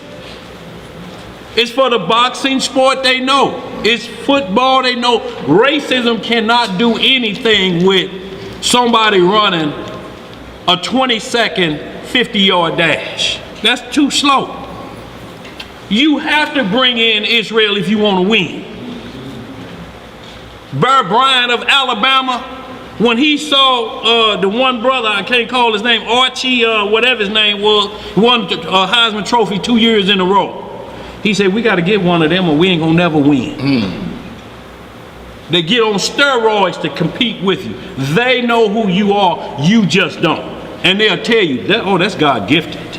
That voice coming out of there, you can't train that voice. That's a gift from God. You cannot train what Floyd Mayweather do. The only thing you can say is that he trains to stay at 147, so he walks around at that weight. He don't have to lose 50 and 60 pounds before a fight. He walks around there, so all his training is just sharpening his skill. But that you got to have the right reflexes for that. We can do that with a fist right here too, and you'll go like that. But he seems to get out of the way. Don't know how he do it. A shoulder roll or something, but punches just go out there. He frustrates you so bad because you can't hit him, and you get angry and lose it. Don't try it if you ain't got them reflexes. Y'all, we got the Passover coming up, y'all, Saturday, March the 27th. I got tickets up here, y'all. We got to get on this immediately. To be myself and Ishua Ben Israel. Sister Naomi will put out a letter knowing you where you can get tickets. We got also alternate ways of receiving monies for the Passover, y'all. But we got to get this because we have to know how many people we are buying for. Yo, this ain't a last minute thing that you just go buy all much and hope you don't run out. Right. No, yo, we have to do things decently and in order. And since we're not at home, we have to prepare 2 weeks before. We have to have everything on lock and in place. We can't have nobody coming from out of town and the line is 30 strong and the one up at the front of the line looking back at the 30 talking about ain't no more land. What you mean ain't no more land? Right. What? It was only 15 people in head of that person. Y'all ain't bought nothing. Or you stacking it up too much. But the bottom line is, y'all, we have to get prepared. So just want the out-of-town guests to understand that right now we're open for 60 individuals from out of town. And what that means is that families may have 5 and their family may have 10, but the bottom line, when we get to 60 individuals, we have to cut it off, y'all, especially about this COVID situation still, so we can't go above that. So if you want to get it in, get here to St. Louis. Hopefully 5 weeks is enough time for you to make reservations. Get on the spot. We're going to put the information up that what we know it at is going to be at the same place as the award ceremony was at, the ambassador. So y'all, we're going to lock and load there. So y'all holler at me, get it at the text message or reach out to 2by. We'll make sure we get it in, but like you're saying, we have to cut it off at that many. So we always got to make sure home is seated because we're hosting. So we need all hands on deck for that, y'all. We got to move fast on this. because we, like I say, we're less than 5 weeks out for the first major feast day of the year, the Passover, y'all. And this is what the Messiah is all about. Anybody got any questions or concerns before we close out? Well, Imam Ray Aiello wanted me to put out the reminder for the sisters' prayer on Wednesday, 9th hour. She wanted all the sisters to come together and, what is it, baby? Prayer availeth much, y'all. Right. That's Imam Ray Aiello, and that's Wednesday. the hour of prayer on Wednesday. That's between the 2 p.m. hour and 2:59. You get to 3 p.m., you're into the 10th hour. So from 2 p.m. all the way up to 2:59, we got to be in there. Anybody got any questions or concerns? What they saying out there, too bad? Excellent lesson. Okay, y'all, we hope the Most High enlightened us and gave us some understanding of what the last days would be about for the children of Israel. And y'all, all we see continually is the instructions of stay away from youthful lust and fornication, y'all. So any doctrines out here that's teaching youthful lust and fornication, and there's old men involved, is going to be a problem. It's going to be a problem. And they're going to teach evil. Debating and strife cause that same evil of your brother, and because you're going to want to get him back. He shamed me in front of the brothers. He know I didn't know that scripture. I'm going to get him. I'm going to get him.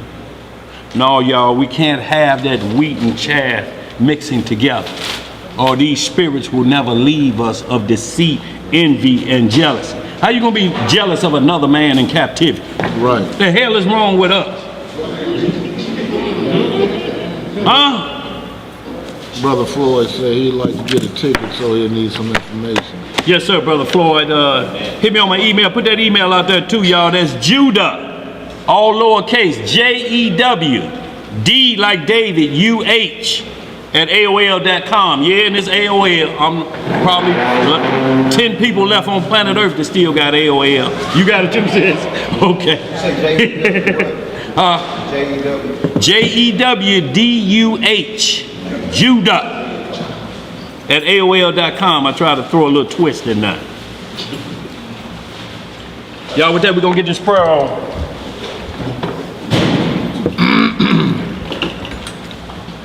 Once again,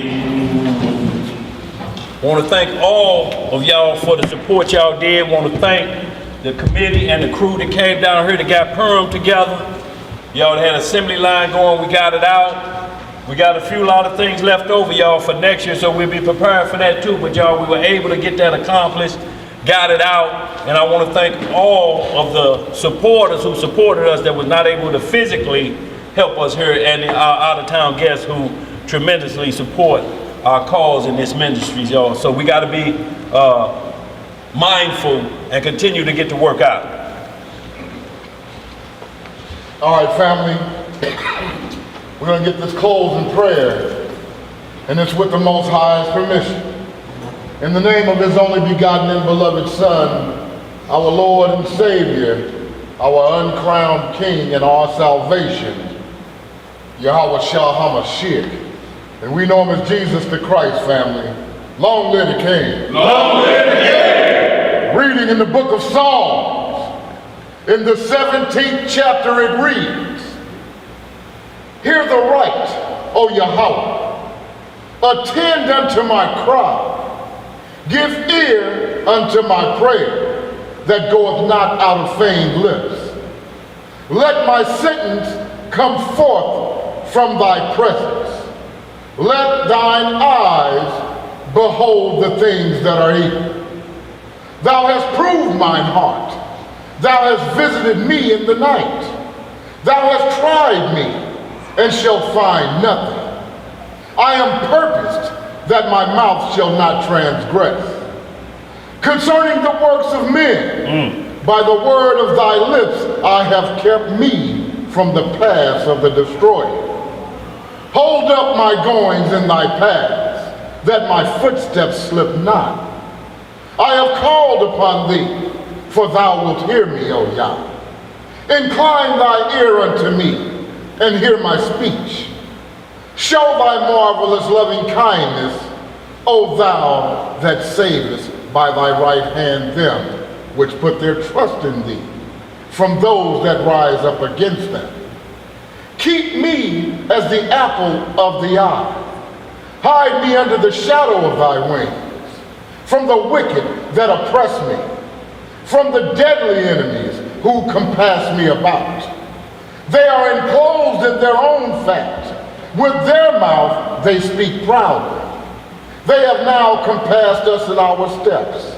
They have set their eyes bowing down to the earth, like as a lion that is greedy of his prey, as it were a lion lurking in secret places. Arise, O Yahweh, disappoint him, cast him down. Deliver my soul from the wicked, which is thy sword, from men which are thy hands, O Yahweh, from men of the world, which have their portion in this life, and whose belly thou fillest with thy hid treasure. They are full of children, and leave the rest of their substance to their babes. As for me, I will behold thy face in righteousness. I shall be satisfied when I awake with thy likeness. Hallelujah!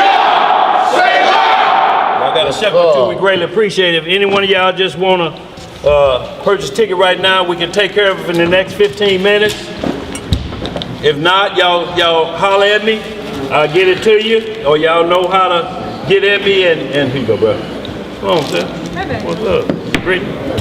Whitney. Whitney. So, Okay. how much are the children's tickets?